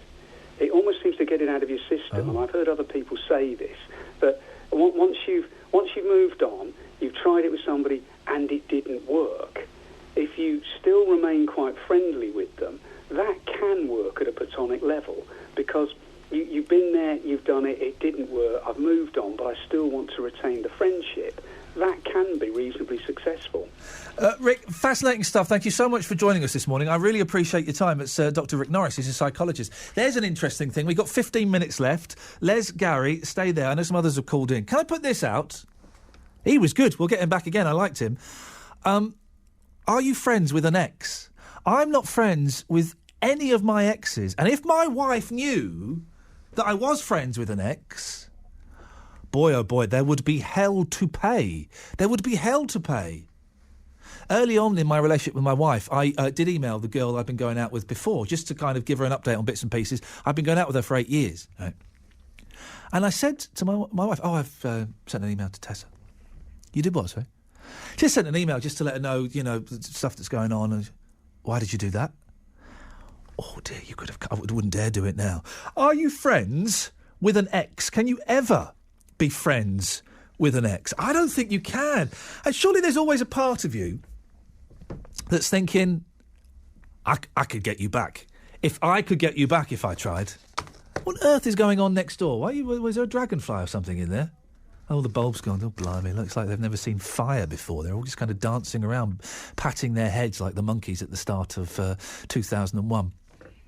All right. 03453 009956 is the phone number. Last 15 minutes of the show. If you want to give us a call, now would be an excellent time to do it. 81333, start your text WM, or you can send an email, ian.lee@bbc.co.uk. BBC WM 95.6. It's coming up to 11:45. Let's get the travel news now. Here's Liz. Ian, thank you. It's still rather heavy going as you head into Birmingham via the A38 round St Chad's and Lancaster Circus. Of course, it's because of the closure of the Queensway tunnels once again this summer. It's shut until the 1st of September now in both directions so that major roadworks can be carried out. Well, that's the reason why it's looking rather congested. The rather soggy weather conditions today are not helping matters, so a lot of surface water around, flooding in some instances. In Bilston, the A41 is flooded around the Black Country route, the junction with Oxford Street, Island, the A463. So it's looking a bit congested all around there as well. Flooding also affecting Shenstone, the A450, as you head towards Droitwich Road, the A442. We're getting reports of an accident in Barton on Main Street at Park Road. In Dudley, it's a bit heavy going because of flooding on Coppice Lane at Saltwells Road. Cars apparently struggling to get through the water near to Saltwells Wood. If you can update us, call BBC WM 95.6 Travel 08453 002288. Iain Lee On BBC WM 95.6, the voice of Birmingham and the Black Country. Hey, listen, we're rattling through. I've got to let you know what's coming on at 12. Unfortunately, I don't know what's coming on at 12. But the way this works, OK, is there is a screen in front of me that tells me everything that's happening today. So at 5 o'clock you had Richie, at 6 you had Molly, me, I'm at 9, at 2 you got Summer Saturday with Adam Bridge, all of this stuff. Midday is blank. The studio next door is empty and the lights are off. I've got no idea what's coming on in 14 minutes. If anyone knows, could you give us a call, please? And tell me. I'm not sticking around till 2. I've got to go and hang out with Rylan, for goodness sakes. Dearie me. Les, you don't know what's coming on at midday, do you? I haven't got a clue, mate. Oh, blimey, we're in terrible. The radio might be switched off for 2 hours. We don't know. Anyway, Les, what have you got for us? Great show, and these people who blacked up in Sussex, the two pub landlords. Oh, yeah, the two pub landlords, it was Sussex, was it? Thank you. They blacked up as the Williams sisters, and there were cries of racism. It's made producer Joe a little uncomfortable. I don't see a problem with it. And neither do I. Can I just say that the people who are whinging, who will be in the absolute minority, should get a life. This was a bit of fun, raising money for charity. I mean, every time something happens, something as innocent as this, someone will always pop their head up and say, this is racist. No, it isn't racist. And anybody who says so needs to go and see a psychiatrist. It's the intent, I suppose. If they were doing it to be derogatory towards black people, then that would be racist. But you're right, they were just doing it for a laugh. Yeah, I mean, if they were doing it overtly and doing something, I bet you one black person hasn't complained. They probably laughed about it like the rest of us. But you're absolutely right. There was no intent. They're raising money. They're dressed up in girls' frocks, so they're going to look pretty stupid anyway. Yeah. But it was all in for charity and all fun. So I just say again, the people who are moaning about it should get a life. Les, thank you very much. OK, here's something, Producer Joe. Many, many years ago, I was asked to appear, when I had some semblance of a career, I was asked to appear on Celebrity Stars in Their Eyes, right? Yeah. And they said, who'd you like to go on as? And I said I wanted to go on as Beyoncé. Now, who is a female black singer. Now, would that have been racist? Because the intent was to not to laugh. I would have been good. I was going to do the intent was not to mock black people. It was to mock Beyoncé, who happens to be black. Does that make it... The producer Joe is saying it would have been funnier because it was a white person doing a black person. I don't. But does that mean I then can't do impersonations of black people? I'm being told I can't do impersonations of black people because I'm not black. I ain't getting on no plane, fool. Mr. T. I've just done a Mr. T. I pity the fool. Is that? It's complicated. It's not as clear cut as we'd like to think that it is. In the end, they said, no, you can't be Beyonce. We'd like you to be Justin Hawkins from The Darkness. And I went, I'm not bothered, thanks. I'm not bothered. They would have offered me £3,000 to be Justin Hawkins from The Darkness. I said, you know what? It ain't worth it. Let's go. Gary, I'll come to you in a second. Let's go to Stacey, who's talking about men and women being friends. Good morning, Stacey. Hello. Oh, blimey, you're loud, Stacey. What have you got for us? My boyfriend, he's actually friends with a girl who was his very first girlfriend, and he was with her like all the way through primary school. And I've met her, and I love her to pieces. But she's engaged and lives with her partner now. Yeah. But I haven't got any really close friends who are boys. I mean, I did at my old work, but I don't see a problem with it unless if you do find them attractive. Then yeah, that might be a bit of a problem. Okay, go back to the boyfriend. His ex. They were together in primary school. So what age did they split up? Year 6. What does that mean? That's so. What, they were 10, 11 years old. Yeah. Oh, don't be worried about her. They were kids. But if he was friends with a girl that he'd been going out with, sort of between the ages of 18 and 21, would that be different? No, if he was friends with her, he's friends with her. It's up to him at the end of the day. I'm not going to tell him who he can and can't talk to. But yet you don't have any male friends. I do, but no close ones. I mean, I'm friends with an ex, but that's just. But I haven't spoken to him for ages. These male friends you've got, are they fit or are they munters? Munters. Yeah, but you see? Good for you, Stacey. Well, that's what the doctor was saying, that it's easier to do it if they're not particularly attractive. Yeah. Well, my boyfriend's friend, I think she's stunning, I do, but he doesn't find her attractive. They see each other as brother and sister. Stacey, I'm being shouted at in my ear by producer Joe, who is a woman, and I kind of agree with her on this one. He's telling you he doesn't find her. Men tell their partners, their wives, their girlfriends, they don't find other women attractive. The most they'll do is they'll be shown a picture of a model in the newspaper and go, what do you reckon to that? Yeah, she's all right. They'll do that. Yeah, she's all right. That's the most. That means. No, he doesn't. He tells me if he thinks someone's good looking. Both went for the same voice. Yeah, that's all right. I think Stacey. I make up that he's completely in love with this girl. You're in love with Rachel. Oh, he's there. What did he say? She's like a sister. Can I have a word with him? He's driving. Oh, blimey. All right. Yeah, that's another thing. Yeah, we're on our way down south on a British holiday. Oh, look at two birds have just been knocked down with one stone. Why would you go on a holiday in Britain? The weather's awful and there's nothing to do. It's cheaper. Go to Haven. It's fun. It's so much fun. Oh, Haven. Katie Hopkins would hate a Haven holiday. I know, yeah, I heard her. I agreed with everything she said, apart from that. Yeah.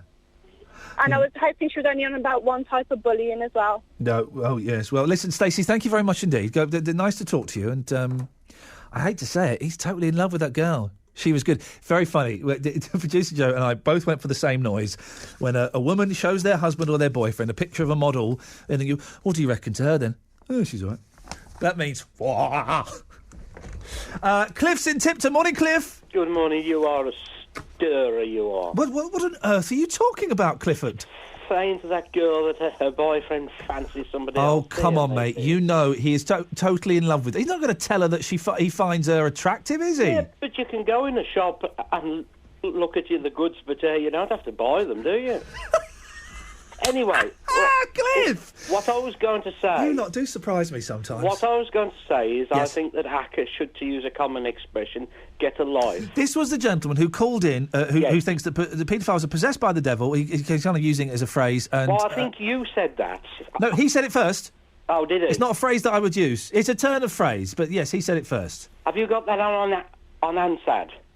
That he said it first. Wait, anyway. Cliff, what? You don't believe me? We're the BBC. We're not allowed to lie anymore. Not off. Anyway, Anyway, I think that anything that can be done to rid society of the danger from paedophiles must be a good thing. But conversely, what are we going to do about young kids who attack old ladies and old gentlemen, who go around causing trouble in society, go out late, get shot, and then Sorry? Their mother and father says they were a rough diamond. If they were rough diamonds, they shouldn't be out at 12 o'clock at night getting into trouble, getting shot, Hang on. How have you gone from paedophiles to children going out late at night? Well, my logic is this, that some people say that, well, it's a fact that paedophiles attack children. They yes, that's what paedophiles do. Things to them. That's what they do, yes. But conversely, there are cases almost every week of kids as young as 8 and 9 going out and mugging old ladies. Hang on a second. But there are also cases of members of the Soviet state shooting down aeroplanes. There are also cases of people but none of this is connected in any way whatsoever. Yes, it's bad that your children go and mug old women, but it's also bad. I don't see the connection, the correlation. You're not saying that some of these children deserve to be attacked by paedophiles, are you? No. But what I am saying is that we should also concentrate on kids attacking adults. But you know what a and it's paedophile, by the way. You know what they do, don't you? I do indeed, yes. Okay. When I was in housing, I met one of them. Did you? I did indeed. How did you know he was a paedophile? Hang on. I didn't know he was a paedophile at the time until I was told. Okay. He had 2 little girls and his wife. Yeah. They moved into a council flat, and everyone was helping them and that sort of thing. Then, somebody who lived near to him at his old address was talking to somebody in a bar and said, "Oh, you have to be careful about him because he likes little boys." And it spread like wildfire. And was this actually true, or was this just a rumour? Yes, it was absolutely true, because it came down to me from head office, just to keep an eye open in case. Cliff, listen, I'm sorry to cut you short, but we're getting really close to the end of the show, and I want to squeeze Gary in. Morning, Gary. Morning, Ian. Gary, what you got for us? Well, about paedophiles. Yeah. You know, that professor you had on earlier saying that they chemically castrate them. It's all... That was Professor Don Grubin, doing yes. that, but the thought process is still there. It's still always be there. Well, is it always there? I assumed that for a significant number of people, once you castrate them, that the sexual urge is gone, and therefore the thoughts are gone, because the thoughts are part of the urge, aren't they? Well, if you can't feel sexual, I'm kind of, making this up as I go along, but if you can't feel sexually aroused, then you can't think sexual thoughts. No, but they might not want to do sexual things. They might want to do sick things, because that's what they do. That's part of the paedophilia thing, tying them up and all that carry on. But that is, and again, listen, we've got young ears listening, so let's not go into too much detail, as I'm sure you appreciate, Gary. No, not at all. We're just on the right side of the line, so thank you. But those sick. What on earth is going on in the background? Oh, you're the taxi, isn't it? Yeah, of course, I forgot. Yeah. All right. Yeah, blimey, okay. It's off now. Those the sick things you describe, they come from a sexual perspective. So if the sexuality is removed, surely we need to do everything we can, Gary, to stop these people offending. Yeah, part of the therapy, what they give them, which is shown on TV programmes, what I've seen, is letting them out into society, letting them hang around peers and schools to monitor them, to see what they do. Yeah. It's all right for these professionals monitoring them, but they're still lurking around, aren't they, in places where you've got lots of children. So you don't know. You're looking over your shoulder thinking, well, he could be one, he could be one. Well, I wouldn't be looking over... Listen, we can't be looking over our shoulders worried if there's a paedophile stood behind us.